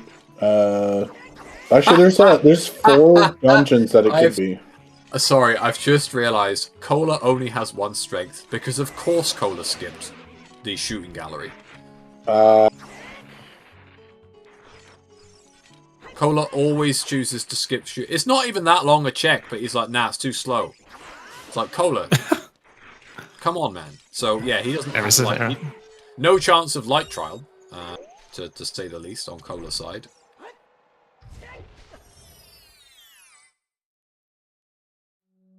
That was really time consuming, but he did do it. Yeah, just to get it done.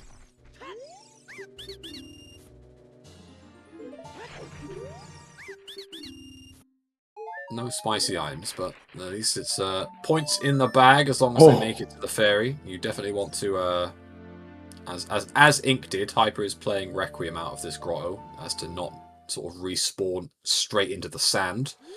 Cola is playing it safe with these Armos because he has been hit here before with the weird hitboxes of those spikes. Yeah, that was actually last week. This is I believe where Cola died.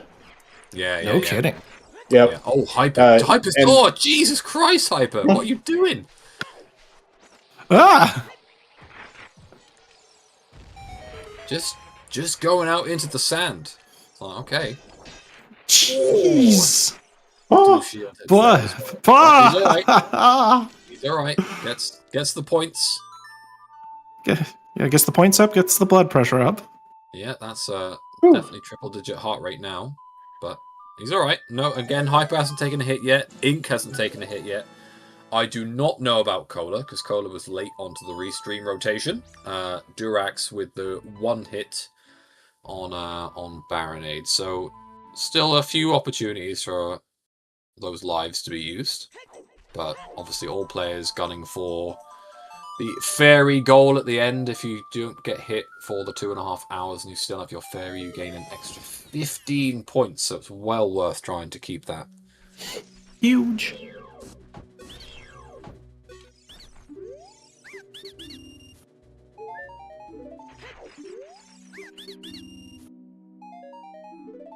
So looks like Hyper is going to head towards Fountain here.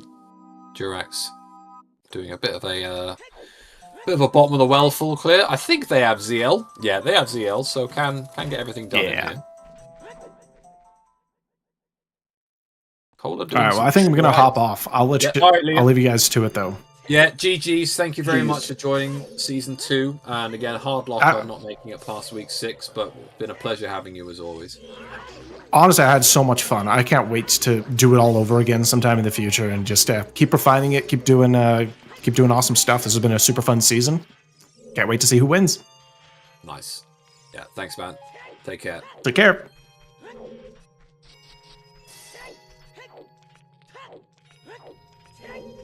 Alright. So, Cola is in Ganon's with no bow. So, no bow, no lights. Probably going to try and make it up to Tower for the lights hint at this point. I think it makes sense to... you've got enough time to react to that hint if it is somewhere a little out of the way. Also, upon Cola opening their inventory, they still have a fairy. So it is only Durax that has taken a hit on stream, by the looks of things. Yep.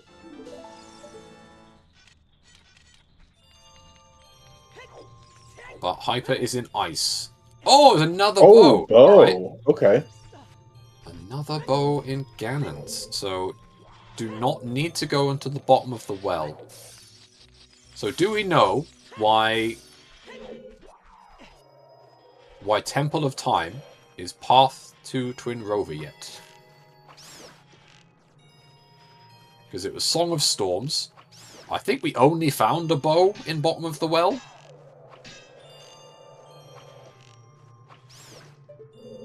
So I don't think it's for that. No, okay. Bomb bag is available, so that dungeon's beatable. PG should be beatable in logic.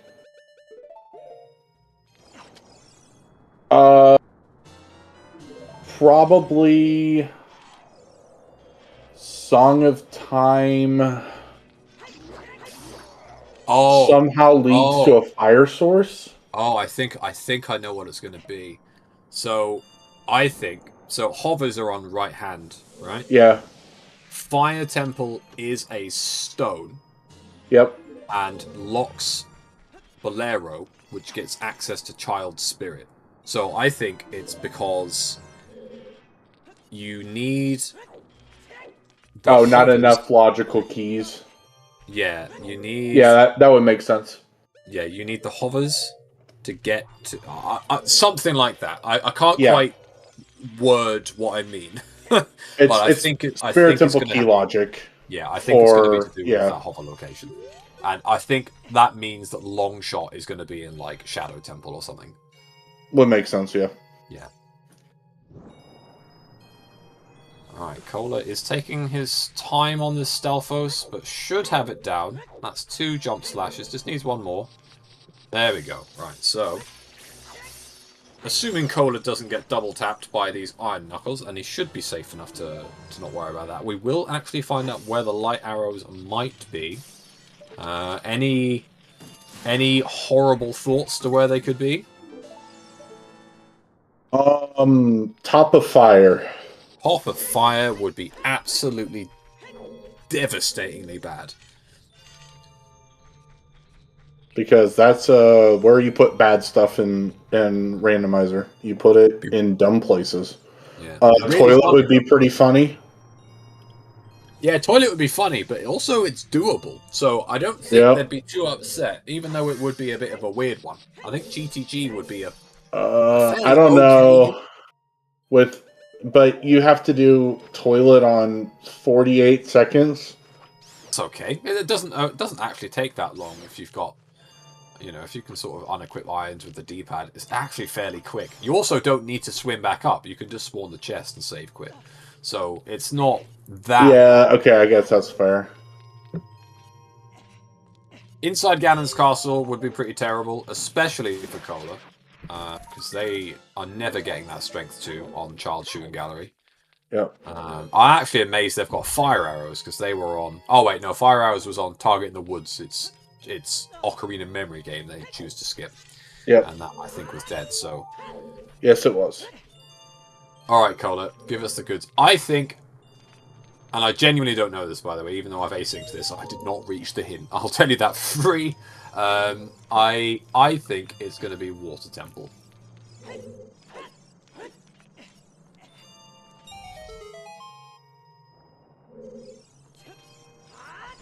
Oh, it's Fire Temple! Oh, wow. Always beat fire. That is really bad. Now, I don't know how many skulls Cola has. Cola, if he hasn't gone for skulls, now just doesn't have a good end goal to go for unless he chooses to go for this Fire Temple play. Yep. So I'm very interested to see what he does now.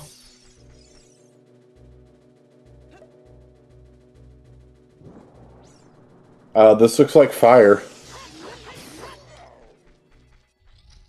Boy, I would not trust this. I wouldn't trust it, but there's kind of no alternative.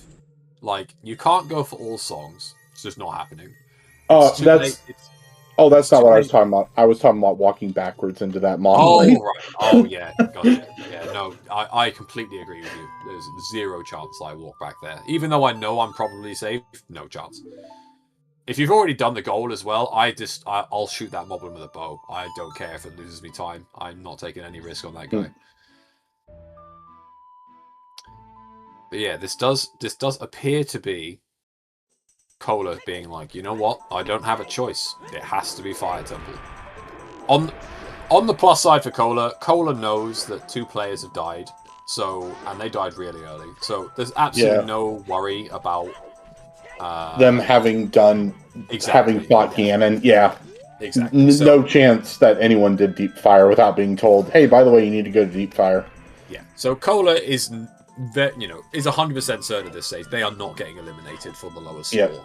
At this point, they just need to continue towards the top 4. We know that essentially Hyper and even Timmy, to a degree, are essentially unreachable in regards to points totals at this stage. So Cola just wants the biggest score as possible to keep him in that top 4 contention for the end of the season. And I think this is fine. Like it's hard. But they've got a Goron tunic, they've got hammer, they've got explosives, they've got a bow, they've got everything they need to work their way up Fire Temple. They've got enough time, importantly, to get this done. And they did also have the hint that Pierre is dead. So at least you can kind of skip needing to go up to Pierre and wasting a bit of time there. Unless you choose to go for the gold skulls, obviously, in which case you want to do it anyway. Okay, yes. Let's see target for the win there. Good idea. Let's not die. Yeah, Durax about to get their bow. Ink has completed the coffin room goal, so 3 nice points for them. Yeah, the bot doesn't like the hidden entrance feature in race time. The bot is not a fan. But we persist.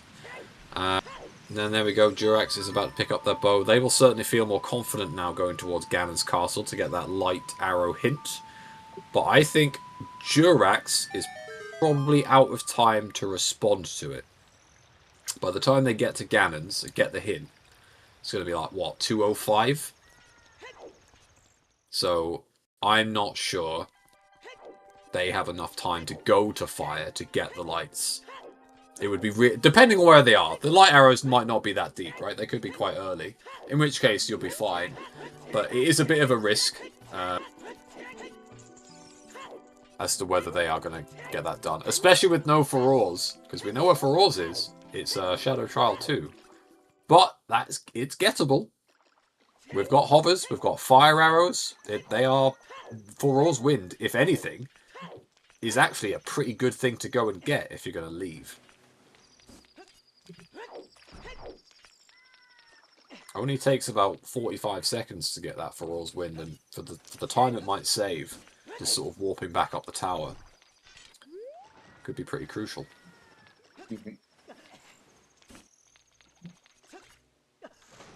Alright, Hyper is messing around with some icebergs for the fountain goal. Should be fine.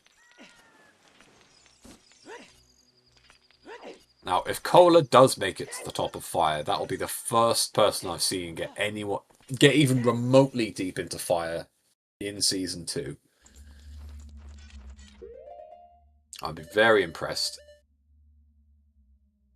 No In hovers. before Hammer Chest. Yeah, it could be.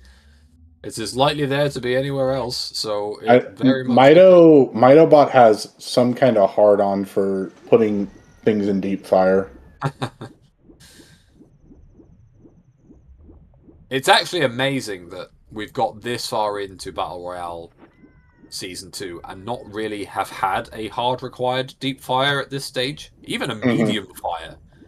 In most items to get pretty far into these seeds have just been available, but this is definitely one of the first seeds I've seen that is a pretty brutal hard lock for being Ganon.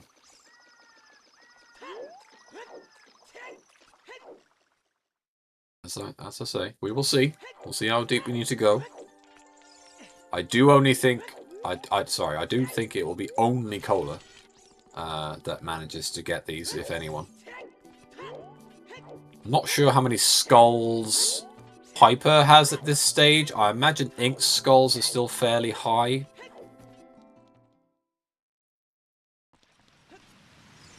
Although Hyper is at 97 points. Everyone was quite close a few minutes ago, but Hyper is absolutely shot up there. With that points almost hitting triple digits now. Cola on 80, Ink on 76, and Durax on 79. So the three of them quite close. Mario says that Ink is on 39. So yeah, 50 skulls, certainly achievable for Ink. Ink will not want to take too many risks whilst they sort of continue to clean up skulls at this stage. It'd be unfortunate to take a couple of hits before handing that in. So I can see them beating the well here and maybe just doing a few overworld skulls to get that tally up a bit so they can hit 50. I don't think they've picked up the... No, they've not been into the side room yet with the bow. They'll probably do that straight after this. So they will have a bow around 2 hours. Not ideal, but at least they have one.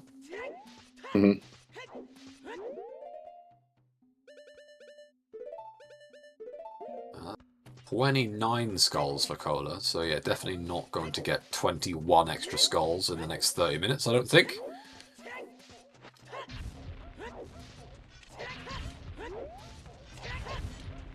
Guess it's possible. I don't actually know what if 21 skulls would be achievable. Maybe if you've got the right warp songs. Maybe. But still no sign of light arrows, so we're at least going past the bow room. I didn't see Cola peek the top, the chest on the upper maze. And if it's not there, then we're almost certainly heading into deep fire territory. Oh, oh. Cola, don't do that again. Again, you kind of would want hovers for these dungeons, but especially this room. This room is just terrible. yeah, I hate this room a lot. All right, well, either shortcut Pierre or that upper maze has to be a small key. Yeah, I'm pretty sure shortcut was a small key. Okay. Whew. I think Pierre is also a small key. Like, I know I said it was hinted dead, but I actually think it's a small key. So it might be worth, like, probably just going up to Pierre instead of the shortcut chest. However, some runners, I don't know who, like, I'd have to ask them all individually. Some of our races are not confident jumping down from the raising platform. I would not be without taking damage. Oh, there is a big chest. Upper Maze has a big chest. Okay. Okay. So it could just be there. Now, on that, you absolutely can jump down. It's weirdly one of the things I'm the most confident with is jumping down from Pierre. As long as you roll and as long as you point the right way, you're absolutely fine. However, if you've not practiced that, I certainly understand not wanting to take that risk. Sometimes it's just you got to go for it in a race. Oh, gross. Oh, Upper Maze was the lens. That's disgusting. All right. Well, Cola deciding on whether this is worth it, which I think you have to go for it still. Yeah, I think Cola's pretty devastated that isn't the lights, but we could see some goals we've never seen before from Cola. I'd be really, really happy if we saw some deep fire goals. Well, I think at this point you're committed to deep fire. You go for the deep fire goals. Yeah, there's nothing like, unless you just want to get the small handful of goals that are available in other areas, you can do a couple of other bosses, you can get some skulls in other dungeons. If you want the big points, yeah, you've already done 50. Like go the full 100 at this point. Yeah, like the full 100%. So I'll just reel off some of the goals in Fire Temple, just so for those wondering. So there's 3 goals, all in deep fire. There's walking through the firewall maze the intended way. That's worth 2 points. It's not a lot of points, but it's not too hard. Dropping the large pillar into the fire boss room is worth 7 points. And dropping the small pillar, so the DLC room near the hammer room, dropping the small pillar into the fire maze room is worth 5 points. So if you get all 3 of those goals done, you're looking at a sweet 14 points, which is really nice. The only problem is Cola can't do the intended way right now, unless Compass is a Yeah, they've skipped Pierre. So, yeah. Unfortunately, yeah, as you say, if this isn't a key, it probably isn't. They can't do it the intended way, but I don't think they'd care about that, to be perfectly honest. Nope. And these are probably just lights. Yep. All right, we've got lights. Unfortunately, it means that Cola's getting the hell out of there. Yeah. So we don't actually see deep fire goals. We would have, like, if Cola had hovers, considering the room he was in, that is 7 free points that he's just passed up because he didn't get those hover boots. Because all you need to do is hover across to that platform and use the hammer, and that's 7 points. So Yeah. they'll feel pretty annoyed they went that far and couldn't actually get any more points. However, but Durax also- might actually pick it up. Yeah, they are playing Minuet. But I think it's the same situation as Cola, right? Durax hasn't been focusing on skulls. There's no big end game goal for them to achieve unless they find those lights. So they are going to be hoping to God that those lights are early fire. They will probably find lights if they choose to commit to fire at this point at around 2:20. So they've got just enough time, by the looks of things, to get those lights and come back out, as long as they don't take too long in Fire Temple. Right. But Cola still has half an hour, by the way. Well, 25 minutes. But he's just going for the end, I think. He's like, you know what? Now I'm done. I've still got my fairy. Fairy's worth 15 points. No way I'm going to risk losing my fairy at this stage. I think they probably could have done a couple of trials, honestly. I know they already did. They already did trials. Now, so, yeah, and not having strength to kind of put a damper on some checks too. Yeah, for sure. So looks like Cola's just content with keeping his fairy, getting the 15 bonus points, and because beating Ganondorf, and getting that goal is worth it's worth 50 points. So it's a huge amount to that's suddenly 130 points when Cola ends. So I certainly wouldn't argue with just you know what, 130 is pretty good. I'll end it there. I'll get my I'll bank that. Well, reminder for those that well, I say reminder. I'm not sure I've mentioned it. Once you beat Ganon, regardless of how much time you have, your seed ends. You cannot save scum Ganon and go and get more points. You do end up banking your points, and that's it. So yeah, Cola will probably be finished at about 211, 212, but that's it. They cannot go and get any more. So they are just committing to finishing and being happy with that points total. Let's hope they don't. I wonder if they got hit. Well, I'll ask this to you, IT guy. You've got 25 minutes left, right? Yep. You get hit right now by Ganon. Do you leave and get a few more points, knowing that your fairy is gone? So you don't actually get those 15 points. Oh. Do you just carry on?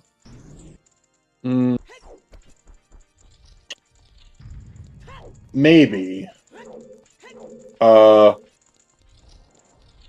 That's a reset from Cola. Okay. Cola was going down there backwards, so that was going to be a fall death. Cola was about to die, so I think. Yeah, I think. Speaking of death. Speaking of death. No. Hyper has been struck. Stalfos in Ganon's castle. Or Ganon's tower. And that other Stalfos is about to jump. Yeah. Hyper's gone. He's like, nah. Now I'm out. Oh, that's interesting. So Hyper is definitely not beating Ganon this seed. Not well. I don't think he has enough not when time. he finds out where the light arrows are. Yeah, I do not think he has enough time now with that reset. Even if he hadn't have reset, it'd have been pushing it. But yeah, I think it's just not possible. Welcome in Chuckles with the raid. Welcome into the final 22.5 minutes of week 6 of Battle Royale. I hope your league seed was good and that you won and you carried it for Britain. I also see Okishi in here. Welcome in, Oak. Oak was unfortunately eliminated in week 4. That is here to represent, I'm sure. But yeah, we've got a really strong end to this race. A really awkward light arrow location, which Cola has found and with enough time. Durax is currently hunting for those in Fire Temple. We know that they're on the compass chest, so they're not in a great position.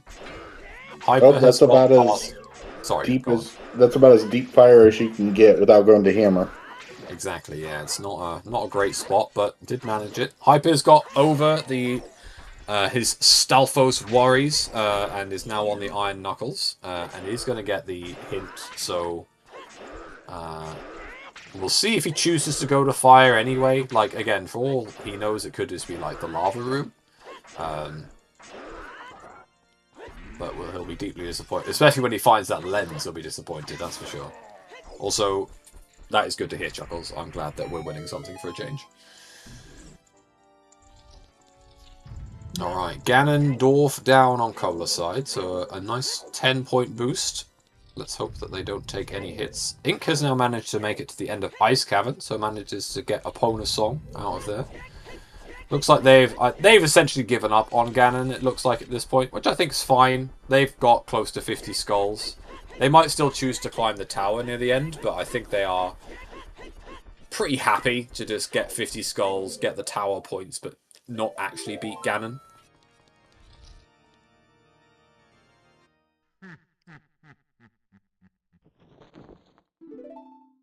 Alright, Jurax is on Volvagia, so we'll get a nice few points from killing the big dragon.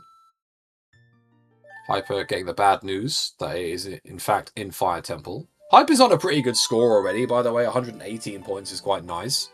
See how many they managed to get up to. But they are not playing Minuet like Durax and Cola did. They have played Serenade. So I wonder if they've just given up on that idea and are just going to go for Forest Temple here. Get the Phantom Ganon kill. Get some Stalfos kills. Durax is using Ice Arrows on Volv, which is not a strat I thought I'd be seeing. But here we are.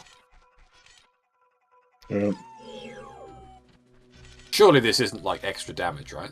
This isn't just some secret mechanic that I'm not thinking of. I thought Ice Arrows do two worth of damage. Yeah, it does. Oh shit! Because I think there's in something in Glitchless, there is you do a clip through the wall and you can shoot Volv with ice arrows under the map before she actually pops up. Oh. And that's a kill in and like glitched and whatever runs. Yeah. Well, GG's Cola. Cola has defeated Ganon at 2 hours and 10 minutes, banking about 130 points. There could be a few more to top up on the old score sheet. But yeah, it's rare that you see someone finish this early and they've actually beat Ganon. So I reckon the rest of the players will think that someone has died, whereas in reality someone has just finished. So yeah, big GG's to Cola. We'll see if Cola wants to join us for a quick chat. It's rare that people join us for a celebratory chat than oh whoops, I died. So that'll be nice. Yeah, I think that was more of a get me out of here finish.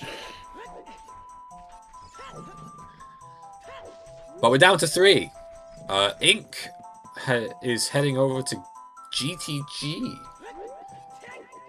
which is, I think, has to be Shadow Temple, right? It's the only place that we've not found. No, we've not been in the Shadow entrance either. So it's Deku Tree or Shadow Temple.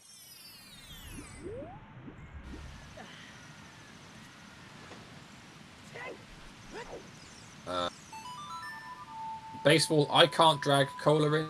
I might need to ask you to drag Cola in, please. If you can. I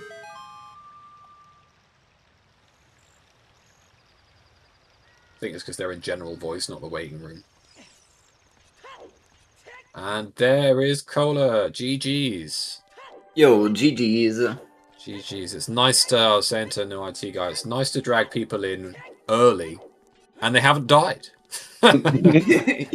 Yeah, I mean, I was just playing it safe here, to be honest. Like, I could have done more stuff here, and, like, my decision was, like, do I reverse the wasteland, or do I go to ice? And those are things that will kill me.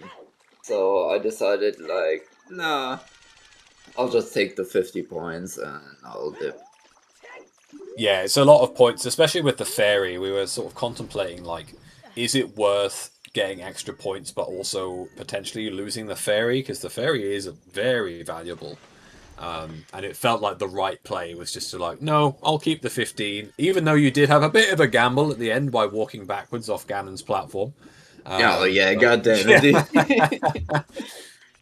but yeah, you did have plenty of time. It is a great shame. I thought we were going to see some rare deep fire goals on I say rare, some yet unachieved deep fire goals on your side. Unfortunately, you did Yeah, not the have thing possible. is, I'm not confident in doing that. I was not even confident going that deep into fire in the first place, because in that room where like the firewall chases you, those bubbles, they can come up Oh and they yeah, can just kill you.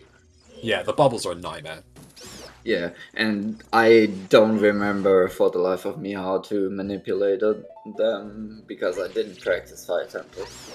Yeah, understandable. As we currently have both Durax and Hyper in Fire Temple. Durax a bit further on. Hyper, I think Hyper has got the light arrow hint a bit too late. Durax, I think, just has enough time if they make it there and head back. But we'll see. We'll see if they actually get there. Durax and Hyper have both taken a hit. Ink has not, but Ink is also, that was his 50th skull, so we'll get the 50 skull reward. They won't be eating Ganon this seed, but I think they'll be pretty happy to at least get the skulls claimed. So that'll be a boon for them. But yeah, we see you weren't on stream at the start. It was very evident that you skipped Child Shooting Gallery again.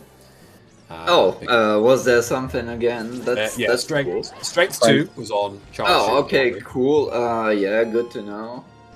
Maybe one day I'll get it. One day, even despite starting about 10 feet away from Child Shooting Gallery, you still chose to skip it. Yeah, I but mean, there's shops right there. Come on. I guess it didn't play a huge factor in this seed, at least. You could have gone for the Desert Colossus goal, but other than that, it didn't really mean too much. The big thing was hover boots, which I think would have at least helped you get one of those extra Fire Temple goals. They were on the right hand of Spirit Temple. I was a little surprised you didn't climb Spirit despite being in there. Yeah, I was contemplating it, but I did not have any way to get the chest on the way there, like lighting the flames or anything. Yeah. So I decided to not get it, even though I knew it was a big chest. I had peeked it earlier. Yeah, that's fair enough. I was wondering if you'd try and get it just because you didn't have a bow at that point, and obviously the bow was quite took a while for players to get the bow this seed. I think you and Hyper had it around the same time, but in different places. Hyper found one in the well about the same time as you found one in Ganon's castle. So How did he get to the well? Because the well is in the well, and Storms is in Temple of Time. So we've got to beat Jabu, get Storms to get into the well. Okay, yeah, that makes sense then, I guess. I just didn't decide to do Jabu because, like, I had dipped in there without the boomerang, and I didn't bother going back. Yeah, that's fair. Also, for the record, Async Player 1 has finished at 2 hours, 15 minutes and 37 seconds. If that was you, maybe. Well, there was 2 Async runners, so there's a 50-50 chance that it's me. Could be, could be. Toaster Tornado saying that they think Ink was hit by a fire keys earlier. Very interested to know if, yeah, we'll have to see if their inventory, if they've still got a fairy. Looks like they're going for Ferore's Wind here in Ganon's castle. That was hinted, so... Yeah, I don't know about that one at this point in the game. Like, you got 13 minutes left. Is it really worth getting Ferore's Wind? Well, I can't hear their stream. No. I was going to say, I can't hear their stream, so I don't know their timer, but they were clearly really worried that they weren't going to make that chest and had to quit before they fell into the void. So, yeah, a worthwhile save quit there on Ink's side.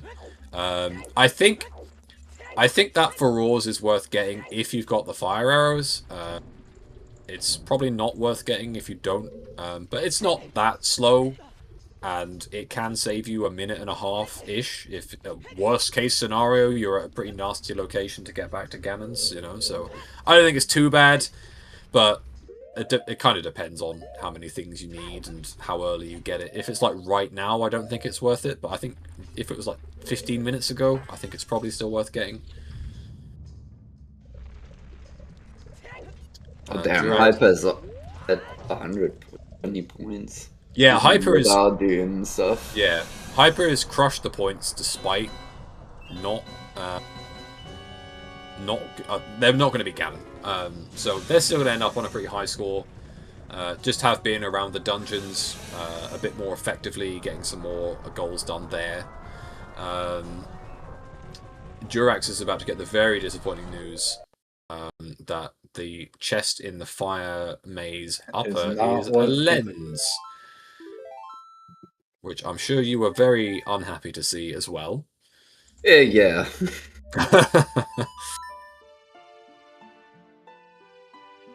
I really did not want to go to the room again, but I had to. Yeah, unfortunate. I was a little surprised you didn't go up to Pierre, but I guess the thing is, you didn't get the lower skull, right? So the thing about Pierre is, how am I getting back? You can just... I was saying this to the new IT guy. You can jump off the platform that Durex has jumped on. You can jump off and you don't die. You can roll out, but it's very technical. Yeah, if you don't know it, Like, it is like I don't recommend if you don't know the roll, but that's one of the weird things that I'm particularly good at is that roll. I never get hit coming off that platform. Yeah, you have to roll on both landings, which is awkward as hell. Yeah, Durax is it's only a small key here, but at least it'll get it. Oh, ink! Oh god, those done alphas. He doesn't have enough arrows here, which is a shame, but should still be fine. Yeah, dino foes are usually very scary, but I figured the strategy I'm using with Decanuts and then rolling at a 45-degree angle forwards usually works. Minimal resources coming into this Stalfos. 1 nut, 5 arrows. So not the ideal setup you want for this room, but got the first one down nice and quickly. Just needs to... Oh, God! Wait, what the hell happened there? He sort of jumped at it, and it jumped backwards? Yeah, that was weird. Durax is going for the jump here. He's fine. Roll forward. No, oh, no, it just didn't roll the right way. Oh, yep, that's unfortunate. They just had enough time to get those, you know. But yeah, that's exactly why I didn't go there. Yeah, I wish I'd have asked you about 30 seconds later because we would have seen the exact reason. But unfortunate, Durax still getting about 115 points. Well, they'll probably take a few minutes to sort of tot that up properly. But still a good score. Not easy light arrows this seed, so I think if you're in like the mid 150s, 160s, something like that, that's a really, really good score.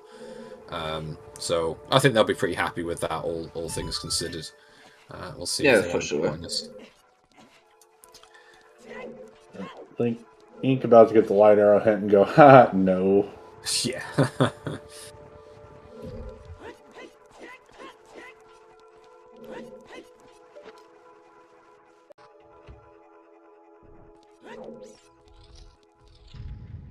Yeah, even Hyper was like, nah, I'm not going for that. I think he was made up his mind pretty quickly that light arrows were just not on the agenda. I mean, he doesn't know where in Fire Temple is, so it's kind of awkward. Yeah, for sure. Like, they can just be, like, if they're just in the lava room and you don't go, it's like, well, I've just thrown away points, but if they are and you go and you're like, well, I was never going to come up the top anyway, then you've kind of just wasted a few minutes. You could have done, like, again, what he's doing now, coming into Forest, getting the skulls, probably going to try and... Does he have enough time to beat Phantom Ganon here? I'm not sure if he has the boss key. I don't think he does. Or does he?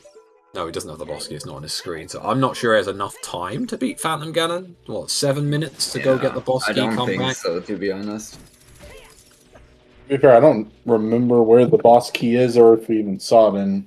well, they're all vanilla, so it's... oh! rotating room. It might be I possible. guess you just need 2 keys and then you can rush there. Yeah, possibly. Well, anyway, Durex has joined us. GG, Durex. Thank you. Hello, hello.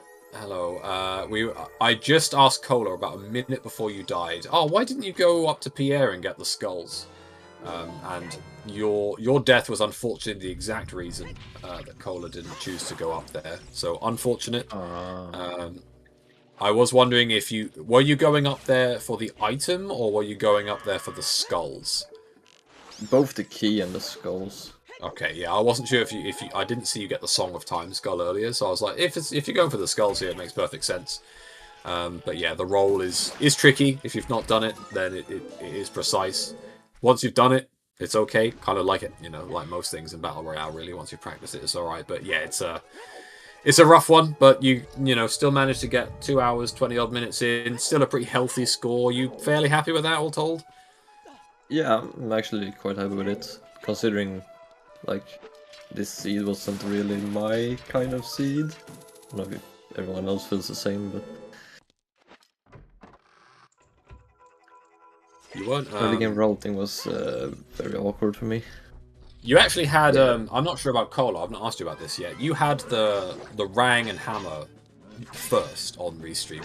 It was you, Ink, Hyper, and Liam were on Restream from the start, and you had it well before the rest of them. Seemed tricky to get to. Was Lake this seed? There was no real good way there. Even though you've got that hint, it's like how do I actually get there? Obviously, you get irons and hook relatively early, so you can check the entrance. But yeah, if you don't force that early, you do lock yourselves out of 2 really good items, and that definitely can have some negative impacts on routing.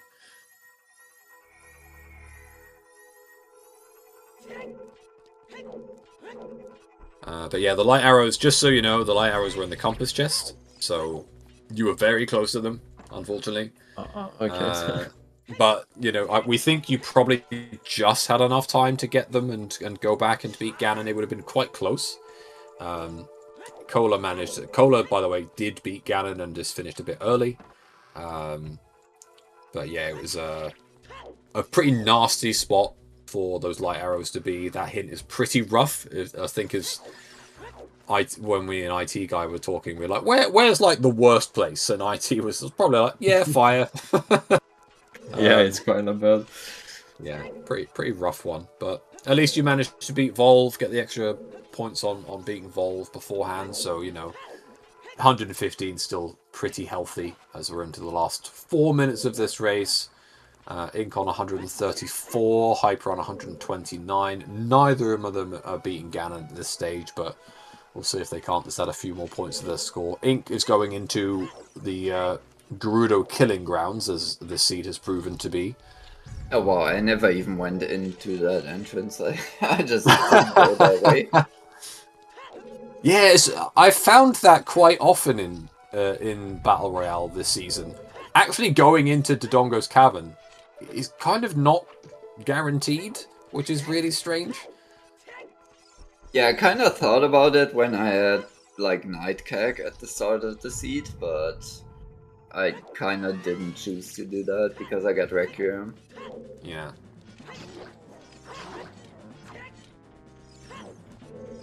Who's in the triple Stalfos room? It's like Ink is I'm surprised Ink is bothering with the Song of Time blocks here. I'm not quite sure what they're going for. Are they going for toilet? That would be. Are we finally going to see toilet in a race? Looks like they're going for the torch. Oh, they're going for the. We've not seen this either, to be fair. Wow, with one they could not. Yeah, one. I'm not sure about this, Chief.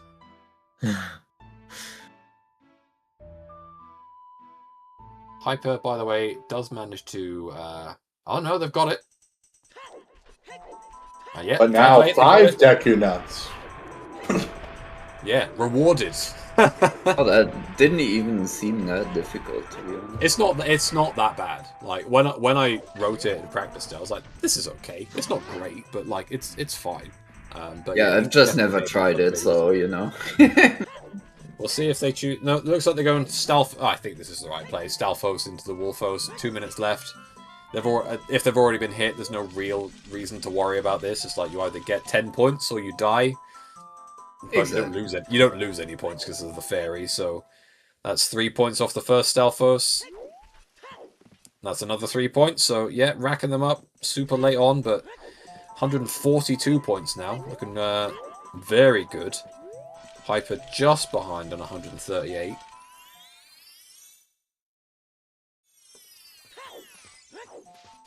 Ink ignoring all of their inhibitions by not jump slashing that wall. GG.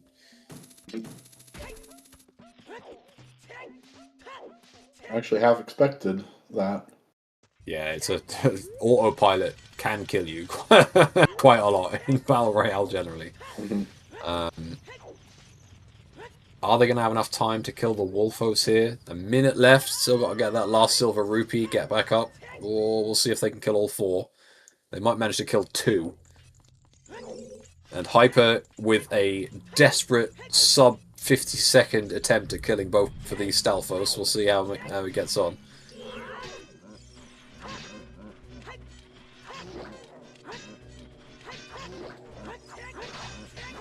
Oh, how didn't he die? Me and IT guy have seen some shit this seed. Some people should have died so many times and didn't. Yeah, that was sketchy. Alright. Alright, well, they both subsequently cleared their rooms. And that's it. We're out of time. So big GG's GG. to Hyper and Ink for surviving the full 2.5 hours. Big GG's to Cola for beating Ganon, which I didn't think was going to happen, all honestly. So yeah, just a huge win on that front. And Durax again surviving 2 hours, 20 minutes, 115 points. Very strong, strong restream today. Let's see if we can get Ink and Hyper in to have a quick debrief.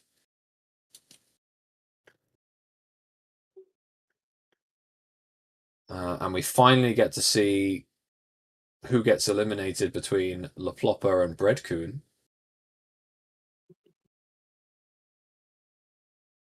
We'll go through all of the details once they hop in. I'm sure they'll hop in very shortly. Hyper is waiting. Let's drag him in. Oh, did I do it right? I thought I did it right. Let's try again. All right, we have Hyper in. GG Hyper. Yo, GG. Congrats, GG. you survived the 230. Yeah. Congratulations. Does anyone know how deep the lights were? Yes. Cola, feel free to revel Yeah, in they the fact were that you both the found them and beat the seed. Where were they, sorry? on the compass chest, like on Oh, yeah. very far top. Yeah. I don't know if I would have got there in time, but as soon as Volve Troll hold me, I'm like, nah, that's it. That's enough. Yeah, you and Durax were like, Durax was like a couple of minutes ahead of you in regards to like Ganon progression, and we were kind of unsure if Durax would have had enough time, and we were definitely sure that you didn't. It was like, probably going to be cutting it way too fine there. So I think ultimately you made the right play of not going to Fire Temple, even if you had have got there. You could have got some fire points, obviously. Yeah. Did you find the hovers? Correct me. I can't remember if you found hovers or not. I didn't know. No, you didn't. Okay, yeah, because the hovers were on the right hand of Spirit. And obviously hovers are pretty good in fire, especially for helping with those end game goals. So yeah, I'm sure if you could have took advantage of that. We'll bring Ink in as well, and we have Ink GG's. GG. GG's. But yeah, both you and Hyper surviving the 2 hours 30 minutes. Congrats to you both. It was a definite last minute scramble in GTG for the pair of you to just like get those last few points off the Stealthos and the Wolfos. That's for sure. Oh, that's Yeah, I wasn't- interesting that I guess Hyper, I I don't know if you were in the same position as me, but I sort of just like got FW, found it was fire, and I was like, yeah, I don't have time to get lights. Like even if it's first check. I had 20 minutes when I got Yeah, the you hint. had. I went Ink had for it. no time. Yeah. Ink got the hint at like 2:22. It was like, no, Yeah. that's just not happening. I went for the lights, and then I got troll hold by Volve and just dipped and did forest and finished in on the GTG Stalfos. My first death was actually in fire on the keys. I didn't have a. I wanted to just like beat it and bail. When I found it, I didn't have a bow or a Goron tunic for that matter. So then I took a death and I was like, all right, well, I need to just like go get my 50 and bank the points because I'm on 1 life. Did you get 50 in this seat? I did, yeah. Damn, I didn't even touch skulls. It's crazy that your score's not like way higher than mine. Yeah, well, we were saying that we were impressed that yours was as high as it was. Ultimately, 148 without an end goal completion. Is very high. So yeah, particularly my early game was really slow because my focus was just like outlast like a few players, and so I had to save quit bail a couple of times early game. So I was on like 30 points at like an hour and 20. What happened in Dodongo's cavern, Hyper? We weren't quite sure what happened.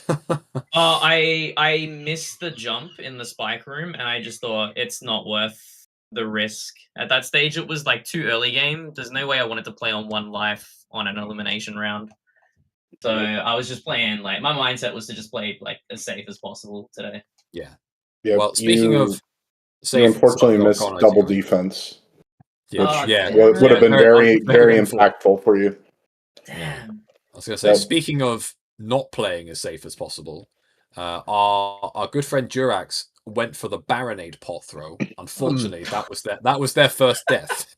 Let's not talk about that. if you guys were watching the Durex and Bread play earlier, oh yeah, I saw. Durex got it. Durex got it. No, I saw, and I said on stream before Durax tried it. I was like, if Durax goes for this and gets it, I'm gifting him 10 subs. I'd gift him the whole tournament. Yeah, ended right here. Oh, I mean, on previous streams, I was like, you know what, Durax wins if he gets it, but unfortunately, too much bravado for that attempt, and yeah, you did lose your first life to what I deem as a noble cause of trying to go for one of the last goals that we've not actually seen on stream yet. So unfortunate, but I respect the swag. A big congrats. I really want it to be made during a live, but it's so super risky. Still a few weeks left yet, so we'll see. Speaking of which, let's break down what's actually happened in week 6. So as I mentioned, there were 2 eliminations in week 6. Lowest round score and the lowest total score. Unfortunately, we had 2 very early deaths this seed, La Plopper and Breadcoon at 47 and 57 minutes respectively. La Plopper, however, bows out on 17 points for this week. Wow. Breadcoon ended up getting 25, so does manage to secure their spot for week 7. Liam, despite getting 40 points, unfortunately still has the lowest total score, so does also get eliminated. So we are now down to 7, and then just going through from lowest to highest in terms of points. We have 17 for La Plopper, 25 for Breadcoon, 40 for Liam, and then it's me with 92, and then it's Durax with 115, and then it's Cola with 130, and then it's Hyper with 148, and then it's Ink with 152. And with the win this week, it's Timmy with 160. It's a pretty beefy score. They did not beat Ganon. So that is, I can only assume, due to skulls and essentially what Hyper did, really, in terms of just going around like an animal and getting the rest of the points into the rest of the dungeons. But yeah, GG's to Timmy for winning the week, but GG's to Ink for winning the live race. Although I guess Cola also wins the live race for actually beating Ganon, so there's kind of like 3 winners this week. I'm very impressed that someone actually went to Fire Temple to get those light arrows. So yeah, that's huge. But yeah, a good week, a very, very competitive week. as we head into week 7. As I say, 7 players left, only 1 elimination in week 7, and that is on total score. So realistically, Breadcoon needs to have the seed of his life in order to continue into week 8. But it's possible. Let's go, We saw early deaths this seed. There's no reason to say that Durax, Inc., me can't die early next week, and then Breadcoon gets about 130, 150 points and manages to catch up. But it will be tough.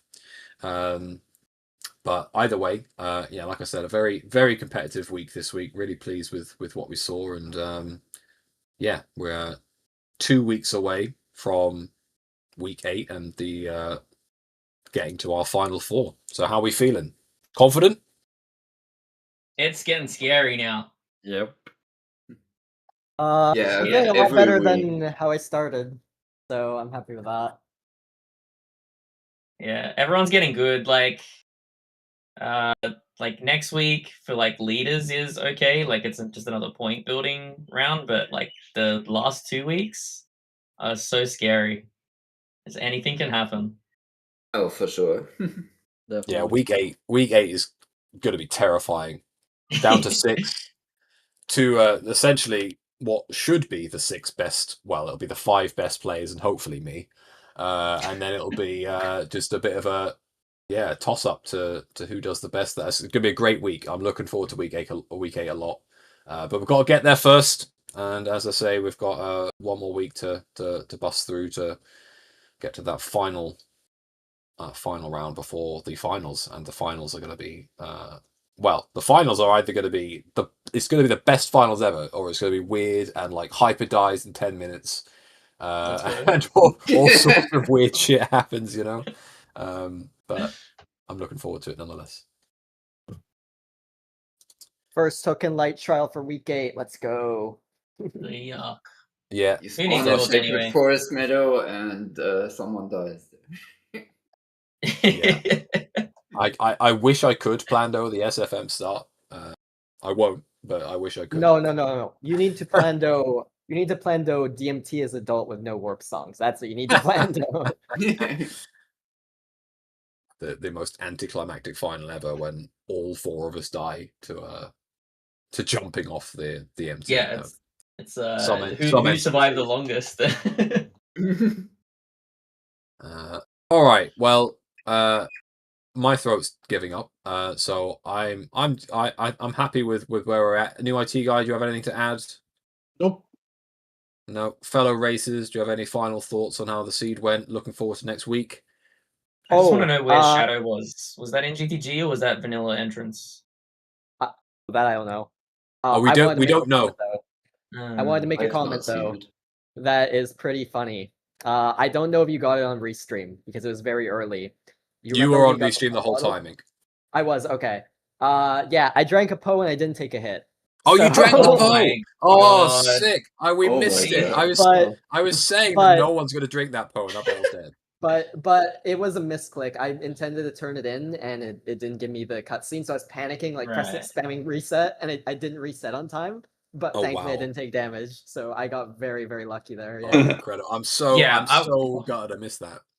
Yeah, the whole time I was just planning to hand it in because your adult spawn was like right outside Poe Shop, but I just got another model and never needed it. I wanted to hand it in, like I was on my way to hand it in. Yeah, like I was instead of like handing it in, I accidentally drank it basically while I was at the Poe guy.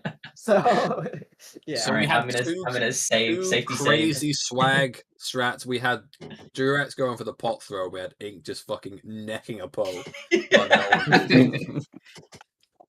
Psycho. God, these mad lads. Next week you're all going to be going for pot throw. It'll be fucking mental. Blindfolded as well. Yeah. Let's get Runner Guy on to blindfold battle royale. That'll be. Yeah. How about for the final race, the final 4, to decide who wins? In order to win, you have to do the pot throw. Mandatory. Damn. Well, I actually I wasn't considering this as an actual reality, but I was tempted to just throw in a bit of a wild card. You must achieve an unachieved goal up to this stage. to actually take victory. Yeah, So we'd finally see people in Fire Temple. I mean, I'm memeing, but you know. Yeah. We can theory craft for a potential S3 final, but for S2 we'll play it gently. All right, and with that, baseball, I think you are good to sign us out. Thank you very much for New IT Guy for helping commentate through that race. That was very fun, and GG to our racers. Yes. There we go. Hi. Hello. I'm here. Thanks for watching, everyone. This was a lot of fun. As usual.